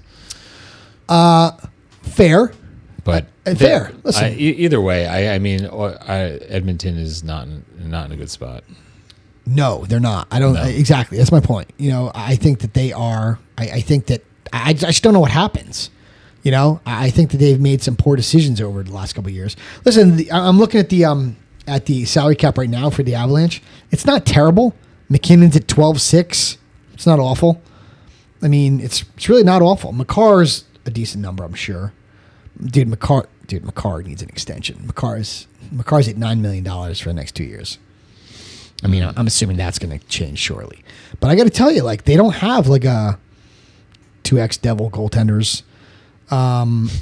It's like unbelievable. The Devils just can't fucking make a goalie and keep them. Listen, the salary cap's not bad. 2 guys make a lot of money, right? But I got to tell you, you know, you look at the Oilers. Do you hear the Oilers? I mean, dude, look at this. I mean, Draisaitl's at $14 million for the next 1, 2, 3, 4, 5. You know, I mean, like, you know, longer than that actually. McDavid's at 12.5. I mean, there's no way. No. He's gonna be. I mean, you would think he would command more than Kaprizov, no? Oh, for And Kaprizov sure was he what, will. 17? Yeah, he's the highest paid. So my point is that how do you do that? How do you have a guy making 14 and a guy making 17? I mean, you don't have any. How do you pay anybody else? Well, that's for people that are above my pay grade. That's for sure. But nonetheless, they're gonna have to figure something out. They need to figure something out in the goaltending department. Dude, Kaprizov's at $9 million this year and then jumps to 17. That's Yeah. a big number. All right, so here's my next question. All right, so we're talking about the Wild obviously have Quinn Hughes. Quinn Hughes is going to get a payday, right, when he comes off his contract next year. Mm-hmm. Does Quinn Hughes stay in Minnesota? And again, if that were to happen, as far as defensemen go, he's going to clearly get more than $9 million a year. I mean, he's going to be a 12 or 13 guy, I would think. 12, 13, 14. Sure. Him and McCarr are going to command the same dollars. Yep. So again, you have the same problem. You have two guys making huge money. You know, if he stays in Minnesota, he's coming to the Devils anyway. So You think so? I do. I mean, yes, I do. I mean, you think he's going to turn down an opportunity to play with his brothers? I mean, never get it again. I don't know. Yeah, I hear you. Jack and Luke are locked up. It's a compelling thing. I mean, How could it not happen? You know, the Devils have shitloads of cap space if they dump somebody like Dougie. I mean, I can't imagine that they wouldn't have the cap space with the cap rising. yeah. So I don't know. We'll see. But yeah. So all right. So listen. I think the NHL playoffs are as advertised. I think they're insane. You know, I'm sorry there's not 3 games a night anymore. That's kind of a bummer. That's true, but liked I when was there not was able 3 to nights. consume all of that either. So The late games are hard. You know, you think the Ducks make it to the Stanley Cup Finals? oh boy, I mean that series against Vegas will be something. That's gonna be tough. No, the finals? I think no, they- they don't make it to the Western Conference Finals. Maybe. I think Vegas beats them this round. Okay, fine, but Just my feel. I mean, could you imagine if Utah had won, then one of the two are going to the Western Conference? Dude, I feel like your Western Conference Finals is going on right now Well, in the Avalanche Wild, but it's not. So but it kind of is. Like whoever comes out of that is going to win. How do you not? well, Clearly, listen, the Ducks in you Vegas can't say would anything say until different. Well, I think that it's too early to tell. You're right. It's too early to tell. Listen, We'll see how it goes. And plus, I don't know. On the East, Carolina mopped the floor with. Carolina's going to kick the They're shit playing out of right now. everybody. Yeah, It's tied. Yeah, Carolina's going to win the series. Yeah, well, yeah, I think they will win the series too. No, Yes. without a doubt, they're going to win the Yes. series. Yeah. yeah. I see that they're going into overtime right now, tied 2-2. So Who do you like, Buffalo, Montreal? So I want Montreal to win. I do. I don't mind the city. I like Buffalo, the city of Buffalo, but I want the I like the young bucks of the Montreal Canadiens. Who's got a better chance, assuming that Carolina goes through? Who's got a better chance against Carolina? Oh, that's a good question. That's a good question, buddy. I have no idea, to be honest with you. I just want Montreal to. who can give Carolina the best run? Yeah. I would like Montreal to do it. I don't know if Montreal's going to be able to give them the best run, but I would like Montreal to do it. And then who is there anyone in the East besides Carolina that's going to give No. Colorado a run? No, and I don't even think Colorado. I think Colorado will beat them. I don't want to say easily because it's Stanley Cup Finals, but I don't know. I think if you, I think the best finals would be Colorado, Carolina, 100%, That which would be was my pick at the beginning. Yeah, well, good on you. Yeah, that was my Stanley Cup final, which was when we did this like a couple weeks ago. I had Colorado and Carolina because nobody has figured out how to beat Carolina. Okay, so if yet. Colorado doesn't go through, who do you want to see in the finals? The Wild, Fair. yeah, I would agree with that. and just because I like the Hughes boys, so I would like to see Quinn do something. Dude, Matt Boldy. Dude, That Matt guy's a Boldy total is stud. he started the Olympics. I know. I mean, He's just coming out. He's amazing. I mean, everybody knew about him before this, but like he's been phenomenal. Yeah. I mean, the guy's a tremendous hockey player. Team Yeah, USA. man, it's exciting hockey. That's for sure. It's going to be very interesting to see what happens with the rest of this NHL playoffs. Yeah, well, It's exciting though. yeah, man. You know? What do you think? Wrap this one up? Absolutely. 65 in the books. Hope In you the guys books. enjoyed the Jones boys. as much as we did. That was pretty awesome. That was. Yeah. Yep. I would love to have them on again. I know I say that a lot, but there's certain people. You say that to everyone, I think. Not everyone. Not everyone? I would have them back on a heartbeat. Yeah. They were a me ton too. of fun. I'd love to have drinks with them. Dude, line it up. Seriously, we really should. We just need to get Kellen down from Massachusetts. Yeah, he's the outlier there. He definitely is. All right, well, He needs to we'll come down figure to it out. Jersey. He must. Yeah. No? I would think he does, especially All right. assuming it's for family stuff. Go get that on the books. There you go. We'll figure it out. All right, dude. Yes. All right, Fun, good buddy. episode. All right, we'll see you later. Later, dude. Later.